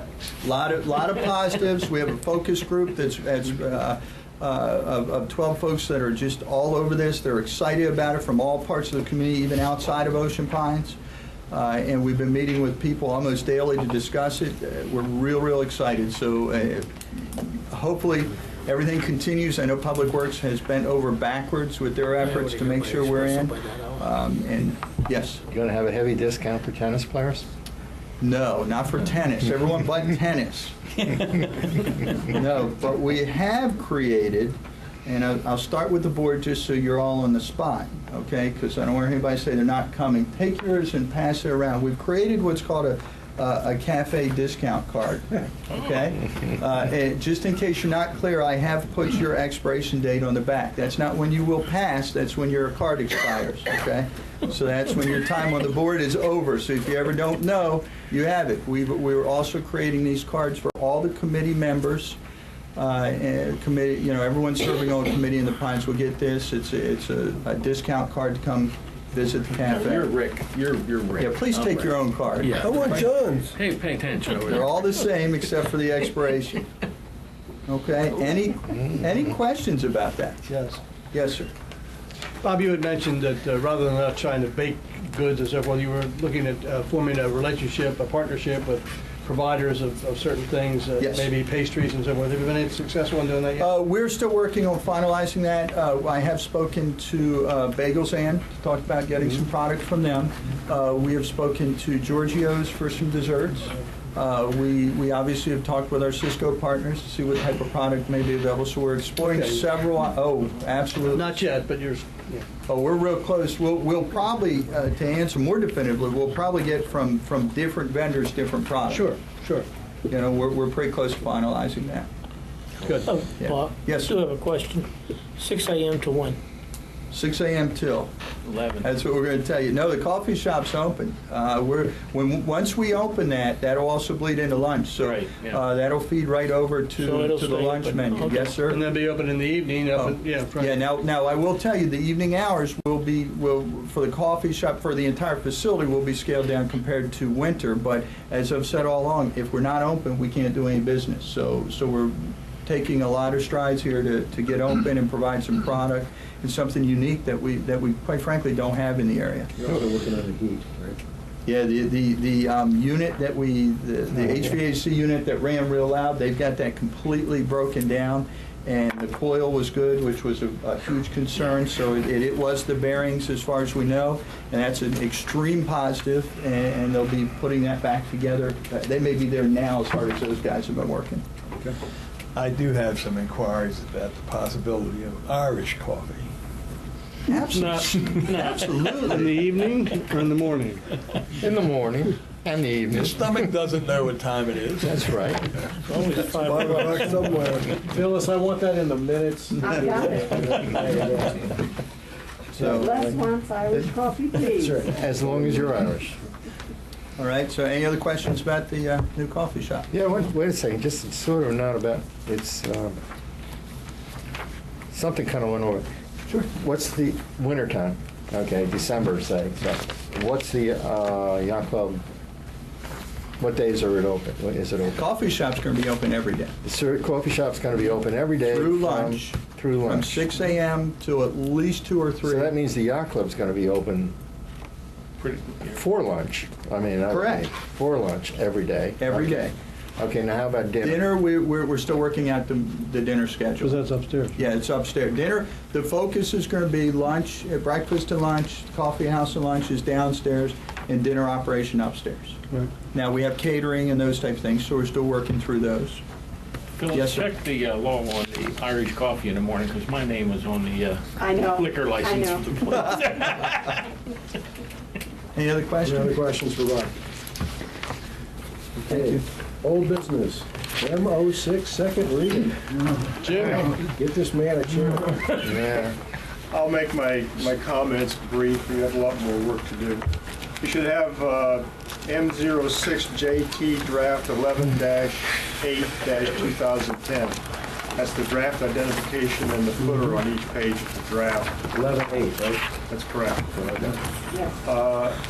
This is the second reading, which means that you can adopt the resolution at this meeting with or without further amendments. You can defer it to another meeting, tell us to go back and work on it some more, whatever you so desire. The changes from the first reading are reflected in red on your draft copies. The message that each of you should have gotten describing the changes, I'm not going to go through that in any detail except to say that the changes reflect what the board requested at the last meeting, the October meeting. It reflects some changes that came in, some requests that came in from the election committee to add or clarify some things, and it also includes some other changes that were received after the meeting from a couple of board members who will remain anonymous, at least for me anyway. There is one substantive change, and that's the deletion of paragraph 9F on page A4.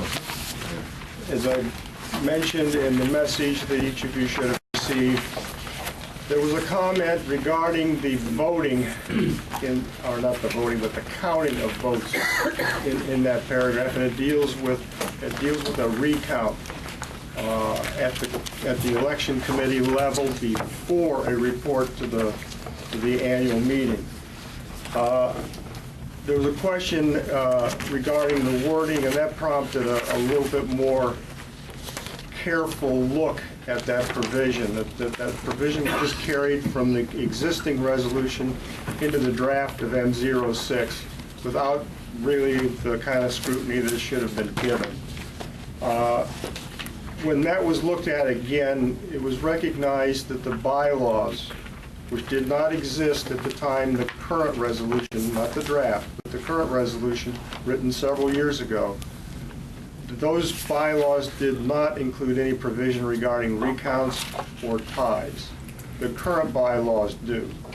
And rather than there be an automatic recount in the event of a tie at the committee level before reporting to the annual meeting, it was deemed inappropriate to have that kind of a provision, that the bylaws provide the appropriate direction to proceed in the event that there is a tie. And so for that reason, it's recommended that the current draft deletes that paragraph. I sense a question here. From whom? Oh, you turn around looking at me. No, yeah, and you and I talked about this, but a comment. Either a candidate can request a recount, is that correct? Absolutely. Yeah, so. So let me try and get the bylaws out. No. Fine. A candidate can request a recount. Well, the bylaws say a recount that can be requested. It doesn't say a candidate, but it recant, I don't see any reason to argue about whether it can be a candidate, and I don't see nobody but a candidate has any standing to request one. Right. I'm going to ask you a question that I'm sure we've already talked about, and I hadn't answered yet. But in 11C, a candidate may request a recount at the annual meeting. Yeah, if you want to look at your draft on page A4, Dave is referring to 11C. There was an additional sentence added that a candidate may request a recount at the annual meeting.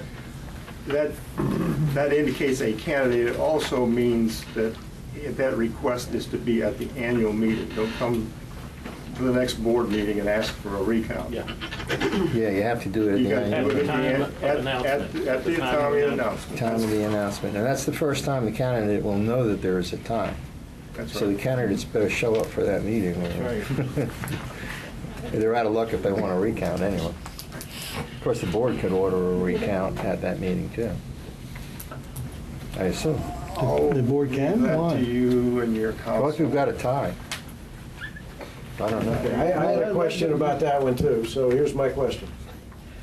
And I'm thinking through the meeting itself, and all of a sudden the numbers come out and somebody says, I'm a candidate and I want a recount. The next sentence, the board is responsible for resolving any request for a recount, but at an annual meeting, it's not technically a board meeting. So the election itself carries over to, I'm just making sure I understand what the dynamic is. Yeah. There is no question, the bylaws say the board. Okay. So the board's going to have to convene it. And it almost has to carry over. I mean, you certainly Okay. have to be able to get Well, a I quorum. understand what that means. It's not going to be resolved at the end. Not going to be resolved at the annual meeting. but- It's like a challenge, so. It's a But it will be Challenge has required. to be made at the Yeah, annual meeting. but if there is no challenge, it will be resolved at the annual meeting by the random draw. You can then have the tiebreaker would then be If there's no challenge. If there's no challenge. if there's no request for a recount. Yeah. Well, but the recount doesn't happen just if there's a tie. No. Somebody could say, I don't believe the count that happened, I want a recount. They did. So it isn't just a tie. But they won't know that until the annual Until the meeting. Until the annual meeting, announced, and that's okay. it. And the president of the board who's running the annual meeting has to call a stop to the annual meeting and have everybody come back over here and recount those ballots. Lovely. And how many hours does that take? It Couple took about minutes. 2.5, 3 hours. Sure, okay, great. We just adjourn the meeting for Great. 3 hours and go do a recount. Wait a and come minute, back. that would equal the length of my average meeting. I don't know that I want to have. Yeah, I'm looking at my Sorry, watch. that. I only had one other question myself. Anybody else have any other before I get mine? Jim, in your In own the mind? addendum, go ahead, Yeah, Mike. yeah, in your mind, you think you have to go over this anymore? No. Well, Tom had one question though. Yeah, in the, go ahead. If I could kind of answer a little more for Ray, this has been around the block several times. Oh, I know. And the elections committee had several bites at the apple, and it's been out for comments, and we really haven't gotten any comments other than from the board and the election committee. But we've been working on this since early this year. That's why I asked. It's probably in there, but I'm going to ask anyway. Voting package, it says only a single, I'm on attachment A-1, draft attachment A, 2A and B, both refer to a voting package. Does it define what's in a voting package? That what constitutes a voting package? You may know what it is, but does it define it in here?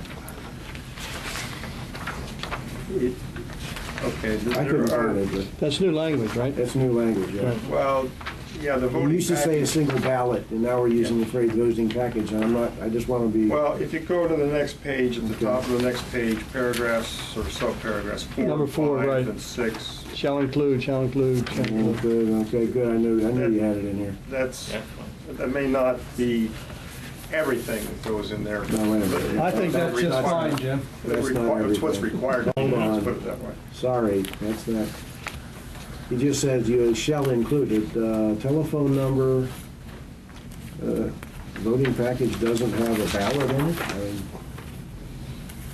Sorry, I think we ought to define what's in that. Sorry. I'd have to go back and read Geez, and I was gonna make a motion. paragraph to go by and accept paragraph to see. Well, you can make a No, motion. he wouldn't have a ballot in it because that comes in the mail. Well, that's the voting package comes in the mail. Yeah. That's the voting. He's referring to The voting. Bill, Yeah. or Jim, can't you just add a definition of a voting package? So you need to, A voting package is a package which contains the materials upon which a ballot or a vote may be cast, something like that. I mean, I think the fact voting package pretty much says it to me, but if you need it, you could just add that definition and you got it. I'd be more than happy to accept a motion that just be added and that definition be done, and we're okay, but that's up to you. I'm okay with it. It just adds a sentence. It doesn't hurt. You could add a number 7. Yeah. May include other information as required. That covers it all. May or shall? Hold on a minute. A2 number 4 says, the voting Better be a package ballot. shall include instructions to indicate the marking and return of ballots, including date and time when ballots must be received. Shall include instructions how to duplicate the ballot. Doesn't say, it doesn't say it has a ballot. Right. Well, I guess maybe we're splitting At the here. risk of stating the obvious, we could add another item, say, the voting package shall include a ballot. No, or you could say the voting package shall include ballots, comma, instructions which indicate the marking and return of ballot. You could add one word. I think prefer we- to do that. I would Yes. prefer One the word? Voting package includes a ballot and instructions like yada, yada, yada. Yeah. Okay. Mr. President. Everybody okay with that? Right, go. Then, Mr. President, Yes, sir. based on all the information that's here and the readings that have been done, and so Jim has an opportunity to get up one morning and have a coffee rather than start reading, I would like to accept this as it's written with the stipend that goes in there, that it indicates whatever you think is proper as far as the package, what the package would contain, Yeah, he knows what we what the want. voting package would contain. Well, I thought we had a discussion early on in the meeting that we were gonna write this stuff out so we'd have it. By the way, No, we had a I move to discussion. adjourn the meeting so we can... except Do I for hear a second? resolutions. We have a time-honored procedure Do for I hear a this. second? Second. What are we doing? We're putting the word ballots On in what? there. What are we voting on? On this. How are we To gonna, are accept we gonna it. modify it or accept it? No, we accept it with that, with, Because I'm ready to accept it as is. I Accept think it. It's pretty obvious that a ballot can be included. accept it with the addition of one word to satisfy everybody. What's the difference? If you all want to put a word in, I'm happy to have. All in favor? Okay, Jim? Aye. Aye. The voting package shall include the ballot and instructions which indicate the marking and return of ballots, including the date and time. There you got it. There you go. Wonderful. The ballot. One Could word. somebody write out the word ballot so we understand? No. Move them right along. He's got a question. Thank You you. don't have a Yeah. copy? No, everything You're late. I except already said it. resolutions. Resolutions Mr. don't count. Stevens, Yes. Comprehensive Planning Advisory Committee status. Good job, Jim. I think it's the same thing as last Is it week. the last one? Yeah, it didn't change. I was wondering why that was in there, You but I asked will. for comments. You had asked for You had comments. I asked had for asked for comments. comments, Some and people sent them in. Okay, yes, no you did. comment. There were some suggestions as to some of the topics that the advisory committee might have. We have a meeting tomorrow night. I'm not quite sure who's going to attend, but I have a few people, I hope. I've talked to, I'd say, personally, about a half a dozen people, soliciting new members. I've got a couple that are still on the fence, a couple of hell knows, and a few, well, I'm kind of out of towns, but maybe. And I still think we definitely need some people for this. And to be honest, I think this could turn out to be an interesting committee. I think it has, again, I'll go over, it has two functions. One of them is sort of longer term function, which I think is probably not going to happen until we get the results of the last census, because there's a lot of material information that'll come out of that. But and that's the redo of the comprehensive plan, which the board has already basically endorsed. And then the second thing is the type of study that was reported on tonight. Some of the things that are longer term, offline, but have implications, down in the future. And there are many of those things. I mean, they cover the entire lot. So I'm just making a pitch again for people who enjoy that kind of thinking and kind of planning, to volunteer. Okay. And Thank you. Mr. Gomes, All right. Next item on the... IRS, yes. The agenda item speaks to two things. Number one, IRS appeal / engage PwC. I had distributed via email. Did everyone get that? Subsequently, I'm going to pass out something here, and I'll do it right now. Yeah. What I've done at the request of one of our board members is to separate the two. But let me give you the background. Here's, as far as the IRS position, the tax court ruling, we have a decision to make, and that is to whether or not to appeal the tax court's decision, which it rendered on August 30th. The motion that I passed out earlier was simply to make the decision to appeal that decision. More recently, in fact today, I put down some background information discussion. None of this is new. I think we're all familiar with it. We've been talking about it for a long time. Since second week of September, we knew that we had to make a decision within 90 days. And actually that 90-day period did not start ticking on August 30th, but only at a later date, a couple weeks later, when they actually filed the decision. So, but there's no reason why we can't make that decision tonight if we so choose. If we need to move it to another time, we can. But the motion that I intend to put forward is that this board direct the manager and/or the president to take the necessary actions. It's the same language that you saw earlier that we distributed via email to appeal that decision. The background information simply restates in writing what we've had, and this is really for documentation purposes. It's no information to the board, okay? But certainly if there may be questions about it. In terms of the decision itself, again, you're all aware of the fact that we decided to get a second opinion. And we did get a second opinion on a pro bono basis from what was then PricewaterhouseCoopers and is now PwC, as they've changed their name to shorten it up.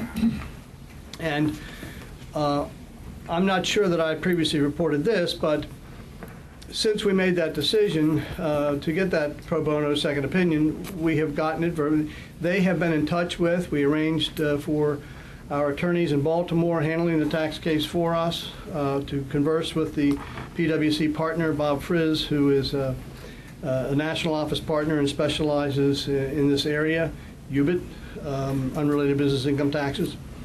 And he has reported back to us. Bob and Tom and I have had several phone conversations, conference calls, and essentially Bob Frizz, on behalf of PwC, has reported that they had good conversations with the legal counsel, found them to be very, very technically on top of the issues, and gave us a good report. Also indicated that in their view, an appeal was appropriate under the circumstances. So in that case, it jives with the same conclusion that we've received previously from our tax counsel out of Baltimore, the firm of Gordon, Feinbach, and Rothman.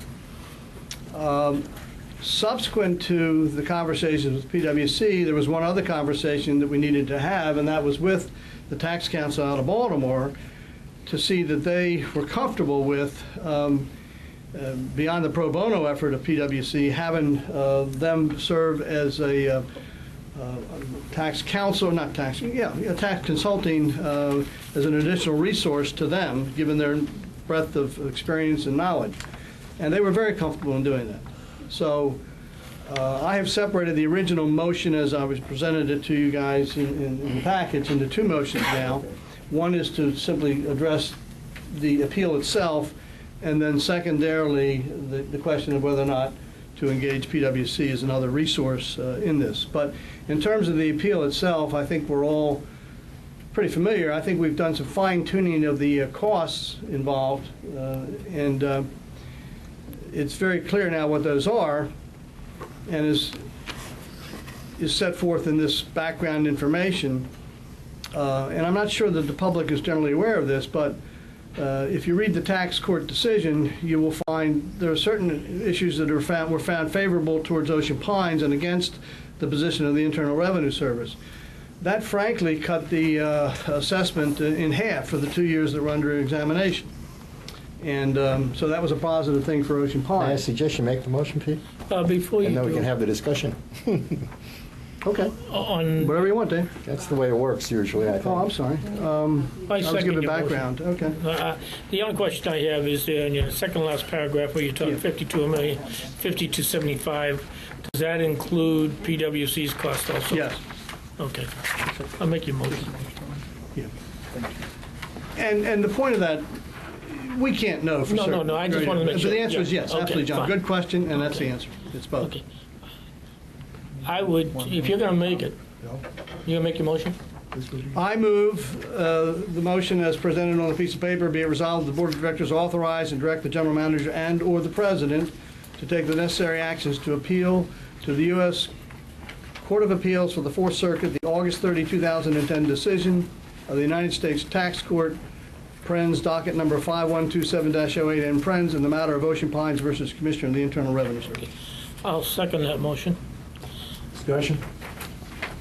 We're going to spend $50,000 to potentially save $1 million, and that's the bottom line. Seems like and we say potentially 50,000, and please, everybody Could be- no, no, understand. We all understand that, Okay, yeah. just, Yeah, you know. It tends to go up, but. You say you also have a second motion, that is, and I don't know why I'm you not even sure separate. we need, well, I'm not sure why we Well, the separated. second- because one of the our sec- board members thought it'd be a good idea to the second- separate it. Yeah, the second, And the there first really thing are two is, do we decisions. appeal? We have one The motion second- on the table at Yeah. this point. There Well, really I are two understand that, decisions. but as part of the discussion, No, I that's need to fine. know why Okay. why it was broken out John, from a. it was suggested to me, and I thought it was a good suggestion. I think there really are two separate decisions. A, do you appeal?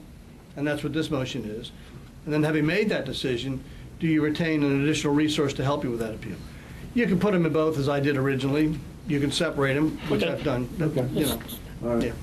yeah. There's no reason not to put them in both, but No, that's you know, fine, either way. one member wanted it separated, so. Any other, call the question. All in favor? Aye. Opposed? None. Now, I'm sorry, I didn't get a chance to say in the discussion, but the point I wanted to make I was trying to make, Right. and again, this is more for the public than it is for the board, I think, that the total calculated amount previously did not take into account specific Maryland taxes. When this is found against us, should we decide now not to go forward, not to appeal this, it invokes not only the payment of federal That's right. taxes, but also state, and also interest on both of those. That's right. So Art Carmine did a very detailed calculation, and as it says in the memo, but again, the memo's not in the hands of the folks out here, very precisely calculated the federal interest and the state interest. And again, I want to emphasize, because I think this is important, that when the tax court found, it found in favor of Ocean Pines on 3 different matters, and against the IRS. Now, the basic underlying issue was whether or not the net profits from that operation are subject to the unrelated business income tax. And I'll just be very brief here. They found, and if you read the tax case, you see it, but not everybody may have read every page of it. The IRS took the position in its original assessment that we also had to, in the determination of the profits to which the tax was subject, was the rental income from secrets. Well, the tax court found otherwise. They said that that income is exempt. Secondly, the IRS took the position that any losses from the operations of the beach club itself would not be allowed to be counted in determining the net income of the operations of the parking lot. Again, the tax court found against the IRS and in favor of the Ocean Pines position that any losses incurred by the beach club in the course of that year, those losses also should be reducing the amount of taxable income. And then lastly, and I think the IRS had agreed to this going in, but it was important also, that there were no penalties. You'll recall that the IRS originally imposed not only the tax and interest, but also penalties for the 2 years. And the IRS and the tax court both agreed that there would be no such penalties because the association acted in good faith in its position that it was not subject to unrelated business income taxes. So, but the bigger issue, of course, was what generated the taxes. And again, for the 2 years that were subject to examination, it reduced by 50% the amount of the tax assessment. We have 6 open years that have already concluded. We have 1 year, this current year, fiscal 2011, which won't end until April 30th. So we really have 9 years here at stake. And the total calculated amount is, if you include this current year, which hasn't quite ended yet, but we can approximate what that is, it's about $1 million, and that includes about $150,000 in interest and total taxes for both federal and state purposes of about $850 over a 9-year period.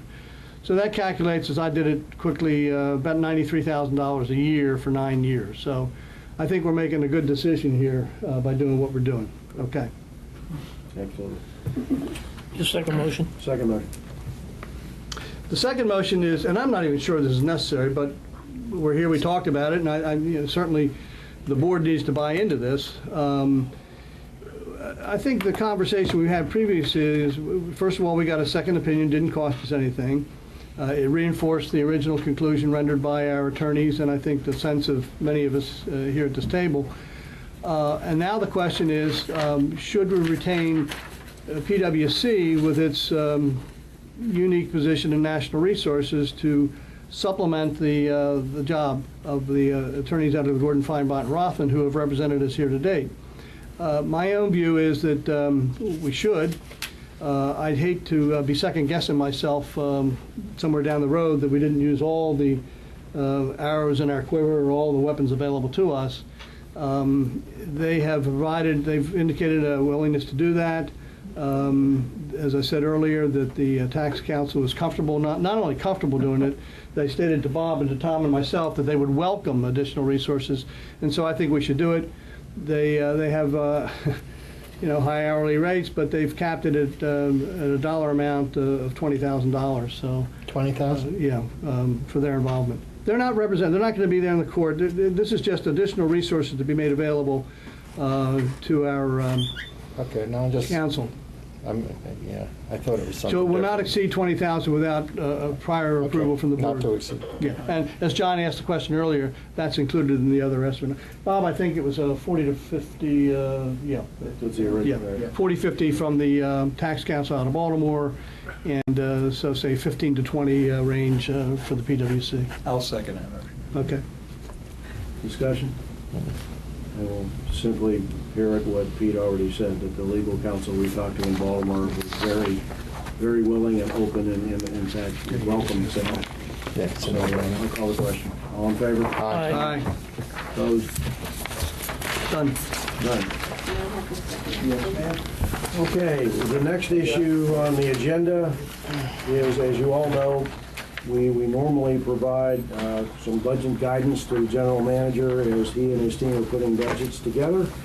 We gave him a little extra month of grace period with Bob coming on and his team working on this.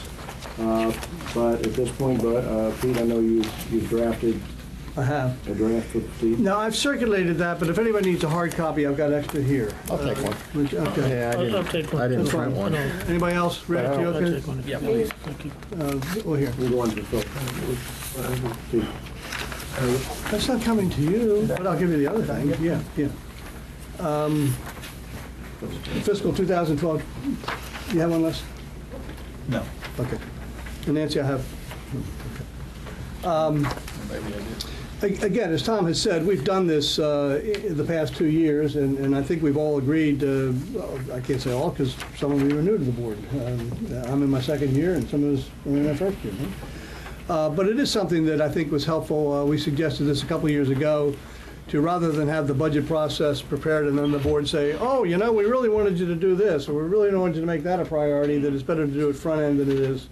But now we have a unique position here with Bob Thompson being our general manager, and that he sat as a member of the board, at least this last year when we did the budget guidance for last year, Bob. So this is not unknown, and frankly, if you got out last year's and compared to this, which I did, and I provided to Tom because he is new to this year, you'll see not too much in changes. Obviously, there's a little emphasis change and a little difference in the language in a couple of these issues because of the changed circumstances. But by and large, it's the same items that we had last year and frankly the year before.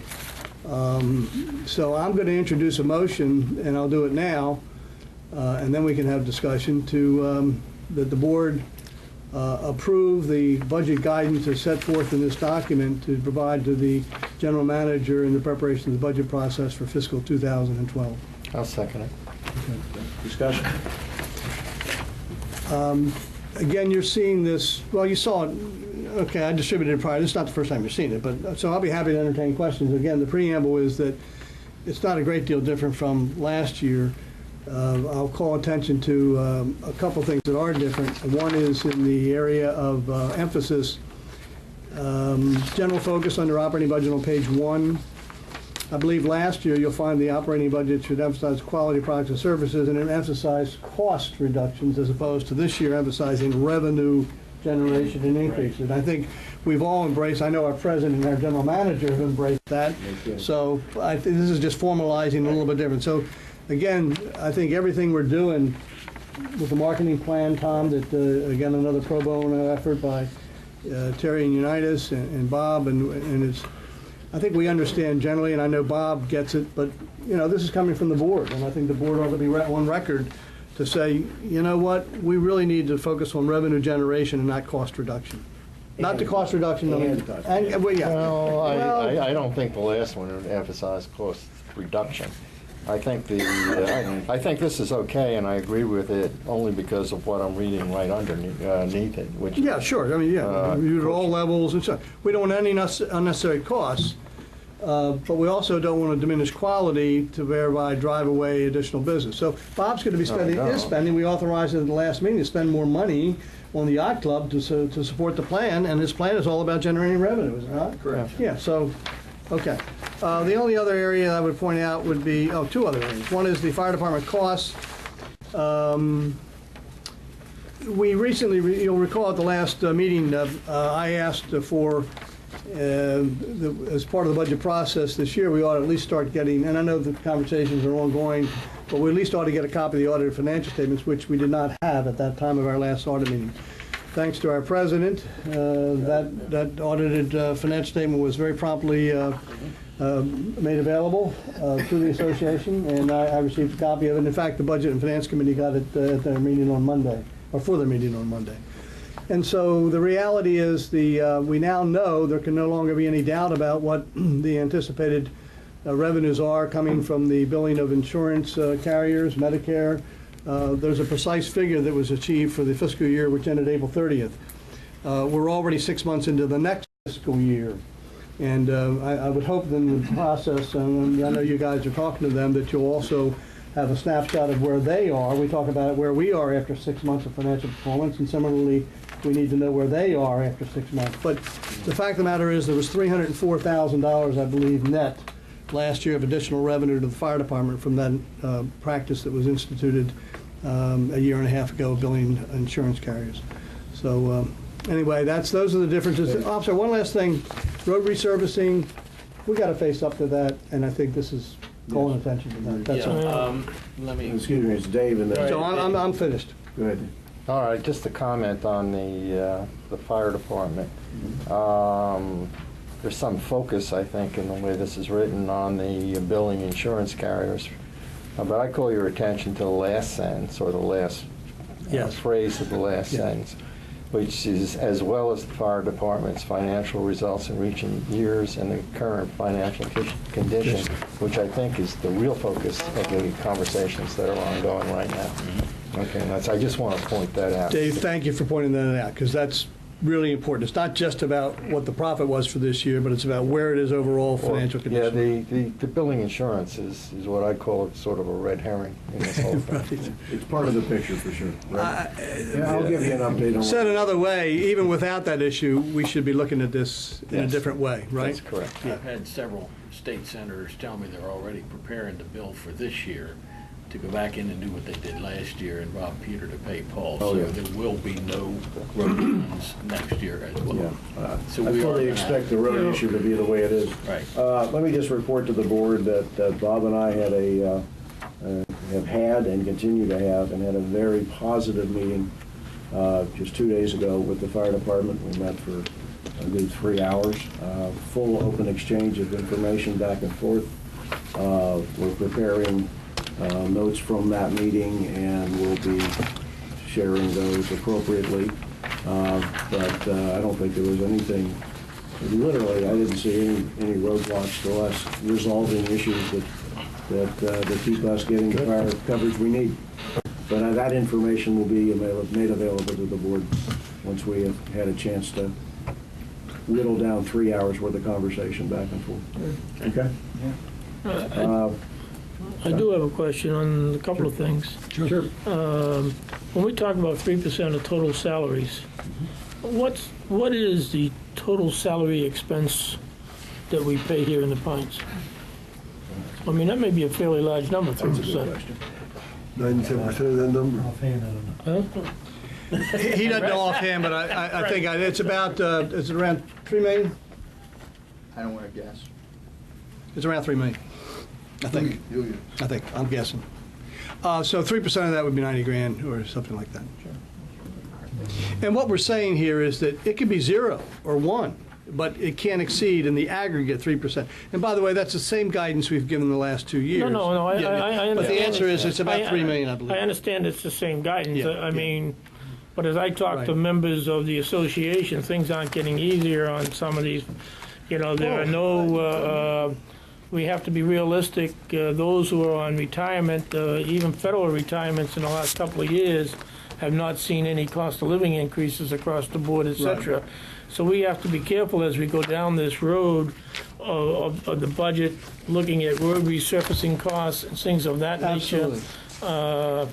You know, we're going to have an increase, if I'm correct, in our association fees anyway as a result of what we did a couple of years ago. Am I correct, Dave? That's correct. So, I mean, we have to be very careful that, you know, as we try to improve quality, look at certain things, that we do have to cut costs in other areas. And I would say, if we're going to add some things to make our amenities better, we better watch out and not go overboard.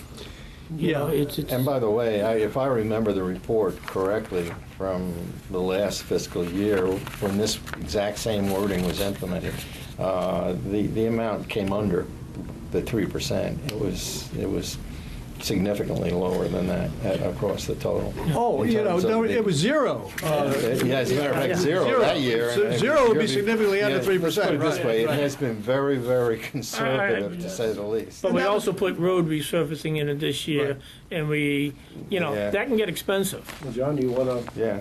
lower that? Regardless of what the actual, I mean, not regardless, but if the number, and it has come in much lower, do you feel more comfortable if we lowered that number below 3? You know, I think we got to give the general manager the opportunity to take care of his people when appropriate. I agree. At the same time, we have to understand that even those working in the private sector today are not getting pay raises, you know, because of the economy. In fact, many are lucky to continue to hold their positions out there. I You know. think this general manager will do the same as the last one and recognize Well, I have that full we, faith in Bob. I just that we need to, I think two thoughts. Number one, the 3% that we put in there last year and again this year is in recognition, too, that there was a freeze for a year. yeah. And nobody got anything. And that's a consideration. And secondly, there's as much emphasis, in my mind, on the latter part of this as on the percentage, and that is be merit-based. Yes. None of this Yeah. across-the-board stuff as we used to do. None of this, give it a, you know. But to the extent that Bob, as general manager, needs to reward those people who are performing at the level where they deserve a reward, that's what we want to emphasize. I understand that. Yeah. Okay, and we could belabor I this know. point I forever. don't think Bob will probably have a budget that has more than, I'm not going to speak for him, but all we're saying is, don't go more than this in the aggregate. But the road resurfacing is a new area. It is. And I would take that out. I don't think the roads in the Pines are that bad a shape at this stage of life when I see cars going 35 and 40 miles an hour on the side streets and faster on the main. Even on roads. things to consider. Yeah. Well, This is just rough. let me back up a minute. There are two kinds of expenditures in general that we make with respect to roads, and Bob, chime in here anytime, but as this is the road resurfacing plan. I understand. This is not the repair of potholes and fixing up the bumps and all that. I understand This that. is, and so, in any municipality, you've got to have a program to periodically, and it's usually, and we have a program that every street in Ocean Pines is programmed to be repaved in mean accordance 9 with a years? schedule. 9 years or something like that. Something like that, exactly.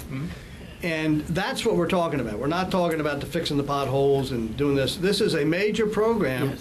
that we've used $500,000 of road tax, liquid fuels tax money, and we put that off now 2 years in a row. Yeah, let me give you my. And there's a take. longer term, and so, one last sentence. Unless you take care of that basic resurfacing, you're gonna find your repair costs later on to be greater. I understand that. Okay. I don't know what the solution is, by the way. Rick. Can we have Bob Thompson talk for a second? What do you think Bob thinks about this? Well, technically, this is guidance from Yeah, you this is our gentlemen guidance to me, so, yeah. Well, that's all right. I'll give you my. It's all right. We let you have an opinion. Yeah, I'll give you my 2 cents on this one. To me, what this is saying is not that we go pave things next year, but that in the budgetary process, you not just budget for next year, but you also think of the future and you put together the plan that the implication is you are not going to get state money. So what is the long-term plan for handling that problem? Yeah. I don't, and John, I understand your point. This isn't saying you have to go pave. To me, Right. It's this not. is saying we want a plan for how we're going to handle it if we don't get the statement. So we need to rephrase this, that's fine. Well, I see something, if we need a plan, that's one thing. We're asking for it to be put in the budget.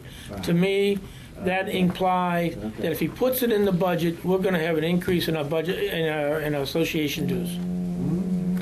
Because we automatically have a, Let me read the language. The budget should recognize the need to provide some level of funding for the cost of the road resurfacing program. Yeah. That's Now, we true. were historically given $500,000 a year, which just flowed right through the county to the, now, maybe Bob in his judgment will say, we got to put 100,000 in this year. I don't know, it's up to him. I'm glad he has the problem and not me. Well, it really comes in and ties into the 5-year plan, which, by the way, we expected. I mean, we always expected that things we didn't expect were going to pop up and go in there, and that things that we sort of projected maybe less. But I mean, that happened with the bridges in the one case. It happened with the pool last year in the other one where, but what happens is with the 5-year plan, though, I mean, you're really, it's very good to put this or start thinking about this in there now. You're projecting that you're going to have certain levels of expenditures over the next few years if the worst thing happens. And that may give us the ability to make trade-offs against other things. We're not going to break the plan, but we can push things out over a period of time. This resurfacing can. This in fact is not a plan. Yeah. This is just guidance, Oh, this is and it's just better guidance, yeah. discussed, I think, at a budget meeting. Well, we're going I don't see any to. problem with thinking about it. Yeah. again, all I'm saying is we go down the budget road, we have to make sure that somebody, I mean, we spent $100,000 last month that wasn't in our budget, okay? And, Spent, you mean, you're talking about the we yacht allocated, club? it, right. Okay. We authorized it. We Yeah, yeah, authorized it. yeah. We have to be concerned about the dues. You're We're gonna right. go up $35 automatically, am I right? Yeah. okay? $30 $30. Well, for for the 5-year plan. only the 5-year plan. That's part, right. But then but more than above and that. beyond that is. But the thing of it is, yeah, they will go up, but you have to introduce those elements of cost that you're going to have to expend. And whether it's, now you might spend zero, and it might turn up as zero in this year's budget, and maybe a little bit in the following years and so forth, but you've got to, and by the way, where do we get that information? From him and from his Public Works Department. And they come back and say, here's what we can do in that worst case. And they tell us what it is, and that's where it gets into the budget. Let me suggest the following change to this, and instead of the word recognize, which does imply there's going to be money spent, possibly does that.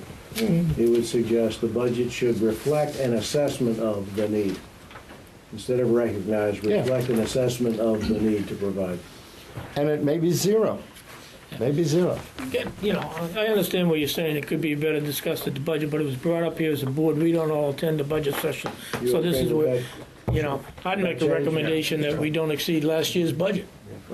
Yeah, all we're really saying is, hey, you know, 2 years ago, we could get Make away you with work it for a living. and not have it in the budget, and yeah, last year, but boy, wow, now we're facing third year, and the prospects are not good for getting those monies.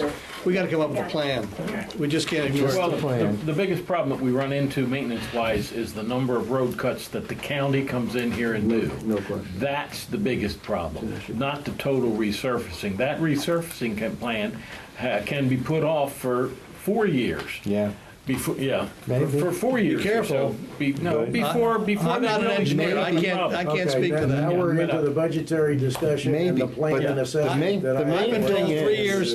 is if you recognize it now, you can possibly ease the pain later. Yes. I think we're all in agreement with that. And I think Okay. the issue We becomes. gotta start Okay. developing some kind of funding Do I hear a alternative. motion to accept as adjusted the report? Do you want to adjourn so we can write it down and, no. No, that's We've already got a Remind motion. you of I'm that. just kidding, I'm just kidding, The guys. motion's the We've already motion. got a motion. Yeah, we do. Yeah, we Yeah. do, we do, yeah. All in So the motion favor? The motion is, Aye. Yeah, aye. and we're just gonna make that modification here. That's it. Yeah. We already gave it to The motion's Phyllis. fine, yeah, the motion's fine. Good. We have some appointments to committees. Yes. Thank you. We have an appointment to the, Yeah, to the, it was unanimous vote, was it not? yeah. John was taking that there. We voted not to give you any guidance at all. Yeah. We have actually, we have two nominations for the tennis committee. And, We had an appointment last month in Bill Rako, so not a lot of new blood and some old blood, people are coming Linda back. Lee and a Larry Morris, Right. both of which, Dale, you have said yes to, and Rick. And without objection, we will accept that. Without objection. And one addition to the Comprehensive plan. Comprehensive Planning Committee, that would be Carol Terry. Yeah. Any, And I cannot let that pass without comment. I said, you know, I have said many times, I'm in my 4th year on the board, trying to get my wife to join the committee, and she told me to go pound sand. So, Thanks, Carol. congratulations, Tom, on getting your wife to do what I couldn't do. affirmation. Actually, it's one night out. She doesn't listen to the damn phone ring. We have one vote against, he's against nepotism. Let the record show that Carol will receive the same level of compensation Okay. as Tom. That's it, and the other committee members. Any other- We got a raise yesterday. Oh, we did? Yeah, remember? Oh, that's right, we doubled it to 0. Yes. That's right. Okay, thank you. Well, that takes care of that. It's public comment. There you go. Hi, Bill Wentworth with 7 Trinity Place. Comment or question. Early in the meeting, you were talking about the Board of Golf Governors meeting with the Casper people. I was just wondering, or would hope that the Golf Advisory Committee to the Board of Directors would be involved with that.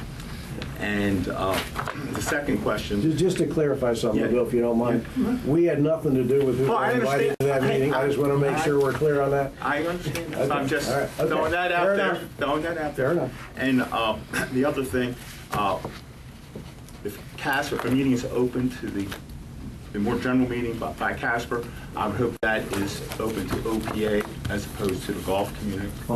Anybody? Okay. Thank you. The request is going to be for anybody to be able to attend, I can assure you that. Bob? Yes, you got sir. your hand up? Well, never mind. You had your, I did, and I changed my mind, and I changed my mind again. okay? Perhaps I don't want to address my concerns of last month's meeting because I forgot to give my name and lot number. So tonight is Bob Kessler, 9 Dockside Court. And I'd like to follow up in a little more detail on one of the questions that David asked about how well our marketer performed over the period of time that she worked here. And I think she probably did an excellent job. But the real measure, and I'll throw my Marty Clark hat, is what was the bottom line? Not the number of rounds that she brought in, but how much revenue did she contribute to golf in this year? Less, I don't know what her expenses were, what her salary was, or what her commissions was. But take all the revenue minus whatever the expenses were, and how much did she contribute to golf? Golf is still showing an $18,000 variance to budget. So without her, if her number is anywhere between $10,000 and $40,000, then golf would have been in terrible shape had we not hired her to start with. I believe that's true. But I'd like to know that's true, just for the fun of it. I would like to know that because, and I'm not sure whether you should include in the expenses the new marketing costs that were transferred into the golf budget this year to come up with that number. And my second concern is, with the $18,000 variance at the end of October for golf, Ocean Pines is effectively out of the golf business to manage. And if I'm wrong, then I'd like to know that. But one of the concerns that I hadn't brought up at the last meeting, if Ocean Pines is out of the golf business at the end of October with the $18,000 variance, we have never ended the year at an $18,000 variance. It typically goes up. And will we make a projection as to where golf would have been had we continued to manage it? And I don't know that that's important, and maybe we don't need to do that. But the point I want to make is that I've heard that Casper will manage this 6 month within our budget. That's great, because they've got $522,000 worth of expenses to manage to. So what are they paying out of that expense? Does their profit that they get, the $5,500, come out of this also, or is that going to be a separate accounting? This is the only way we're going to know how well Casper's going to manage. If they're already letting people go, then chances are they're going to do well managing to the bottom line. But we ought to at least have some idea of what revenue we expect the next 6 months and what expenses we expect from Casper over the next 6 months, and where golf will end up at the end of the year. Just like last year and the year before. With the 18,000 variance, and it gets hidden in that fact, is you had a $185,000 budget deficit, so you're talking 203 now. Will Casper be below that number? I'm hoping they're at 120,000. I'm hoping they do such a great job for us. But we ought to be able to have some prediction from them between now and the end of the year. After 10 days, I think they're not quite ready to give us that yet.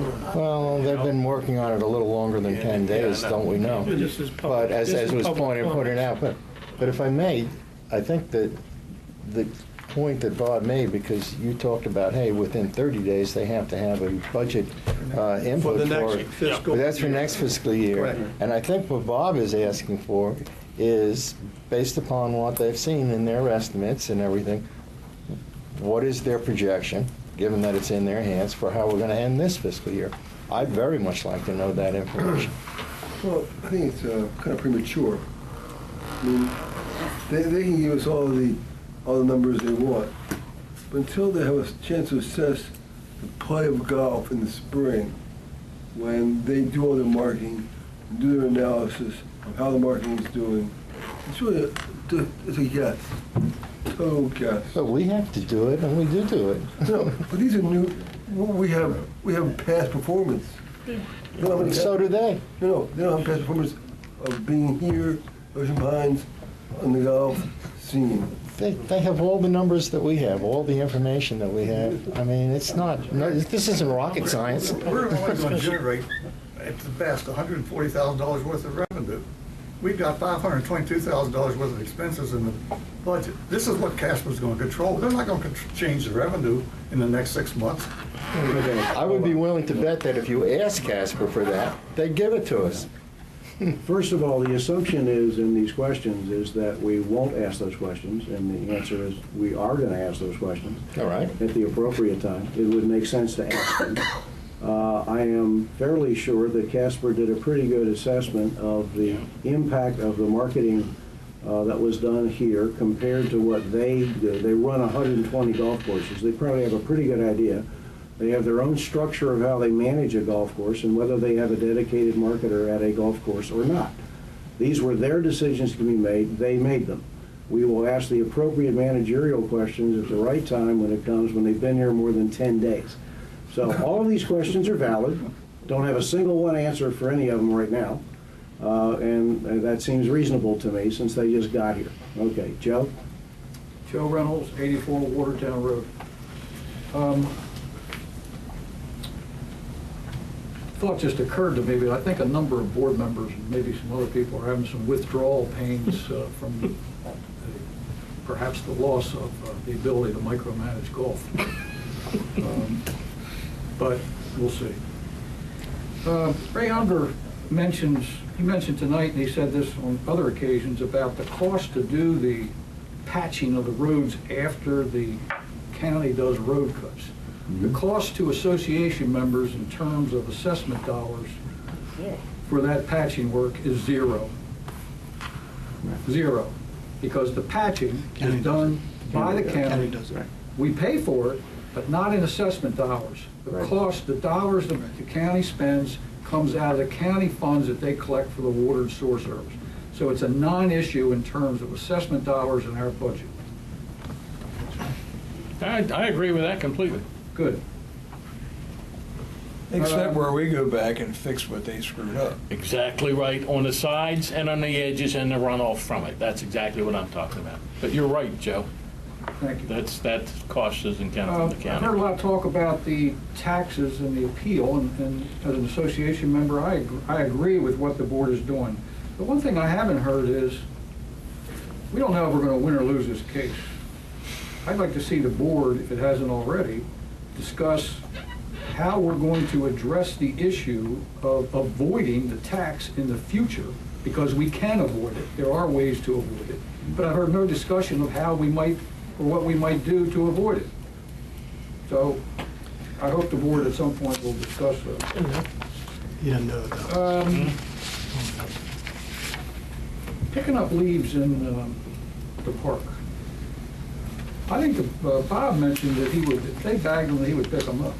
I think the board of directors ought to think about that. I think we need to look at the turnover agreement and all the associated documents, and I don't know if this association should take on the expense of picking up leaves in the park any more than they should take up the expense of picking up in Rick's area over there.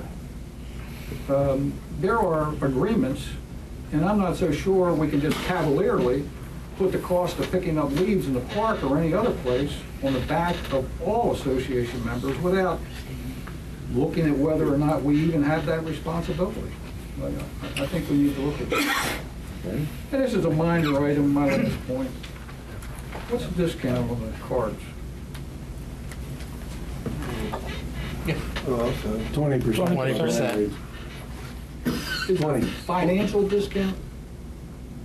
As opposed to what kind? As opposed to what? Is it a financial discount? Yes, Okay, what is the amount? 20%. Okay, unless you're giving them out to all association members, I believe it's a violation of the association's bylaws. The bylaws clearly spell out compensation to the board of directors. Oh, here we go, the compensation thing. Yeah. This is compensation.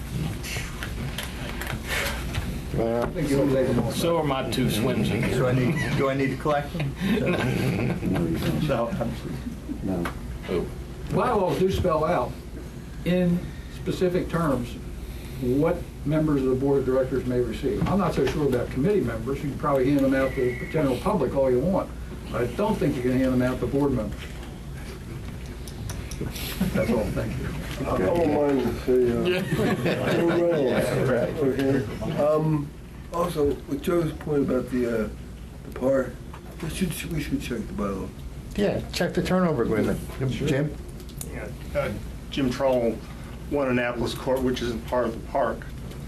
Mr. Reynolds, we pay the same assessment, annual charge that the equal homes in the rest of Ocean Pines do. We're paying, helping pay for the pickup of leaves. And I don't think you're going to find anything in any turnover agreement that says Ocean Pines cannot or is not liable for anything picking up of leaves. That's part of our governing documents. It's not part of the turnover agreement. Now, if I may move on to one other item, which I, like Mr. Kessler here, I sat here and I've thought about saying something, changed my mind, and then changed my mind back when Mr. Reynolds mentioned the appeal. I would hope that somebody is giving consideration as to what to do when you lose, because I think you're going to lose. I don't mean not to go ahead with the appeal. It may be, in fact, cost effective. But I hope you're thinking about what you're going to do when you lose. I hope you're thinking about, are there other expenses that are legitimate deductions against that operation down there than what have been taken? Yes. Somebody needs to be thinking about that. Now, hang on a minute, let me finish. Please. I am somewhat bewildered about the involvement of PwC. This is not a trial you're going to, this is an appeal. Not only is it an appeal, it's an appeal at the second highest level of federal court in this country. You're not going to change the facts. You're not going to look at the facts differently. I don't care how much of an expert this guy is on unrelated business income, you're not going to change the facts. I'm a little bit concerned about the influence that PwC is having on this appeal. I would hope that you're getting a straight story from your attorneys that is not influenced by other factors. Thank you. You want to respond? Yeah, I'm going to respond to a couple things. Number one, not only are we thinking about what happens if we lose, we obviously have to make adjustments if we lose, and we've talked about that. It won't be allocating additional expenses. We'll change the model, I believe, is what we need to do. The information I put forward here tonight for the board, it says, addresses it in this manner. It says, further, should the appeal not be successful, the association should undertake the necessary changes to the beach club parking operation policies to remove the exposure to unrelated business income taxes. This will ensure that the current exposure does not increase. We have options available to us. If this is found to be a problem, if we lose, we're going to change the way we do business and eliminate that from considerations of no future costs, period. Okay? But you don't do that. You don't do that now. Yeah. No, you could. I mean, we can talk about that. We can talk about that for next budget year. We really can. Right. We could do that even in absent the decision being rendered, which will take a while. All right. I'm resisting the temptation to be defensive here. PwC could care less about this. They're doing. I mean, they don't. This is not a big case for them. I mean, you know. So the suggestion that somehow this is improper, I'm a little befuddled by. I'm not saying it's improper. What are you saying, Jim? I'm saying a little befuddled about their involvement. I don't see the need for their involvement. Oh, okay. Okay. I really don't. You don't see the need for anybody else to be involved. And I understand. I'm not privy to what. Well, let me just suggest to you what we're talking about. What are they really contributing? Now that you brought it up, what are they contributing? I don't think we ought to get in that debate at this stage. You're right. Okay. Let me just say, I will simply say this. And you're welcome to your position. Yeah. We as a board have sat down and discussed this, and we believe that it is in the best interest to do what we can to protect the association's position, and unlike you, most of us feel optimistic in winning the case. Okay, well, I Okay, frankly don't. and that's Of fine. course you don't. Okay. But So, no. We're not even supposed to respond. Yeah. Yeah, we are. Comments. Right. Yes, My ma'am. name is But I Carol respond Mills. I privately. live on Excuse me? Falcon Ridge Road. I almost forgot what I was going to say. Oh, okay. Is there anybody on the board, or could you name someone on the board, to serve as a parliamentarian during these meetings, to keep the board discussions That's already on left. track? That's Dave Stevens. we have such a I position. tell you, when you were talking about the election and the ballots and everything, you went around in circles. And then there was one other thing, I can't even remember now what it was, but I thought, you know, it was not handled well. You should have been kept on track a little better. We deserve to be chastised, and I do as well from time to time. But responding to your question, we do have elections at the beginning of the year. We elect the board parliamentarian, and that is Dave Stevens. And as a matter of fact, what you're doing right now is, basically, we don't respond to public comments. I mean, that's right. But we I'm used to do. talking to the trees. But we, Yeah. but we do. Your point's well taken. Yeah. Being that we're not supposed to respond, I won't. Questions from the press? Are you going to have a grand opening at the yacht club and when? Good question. It's a great question, but I'm not supposed to answer questions.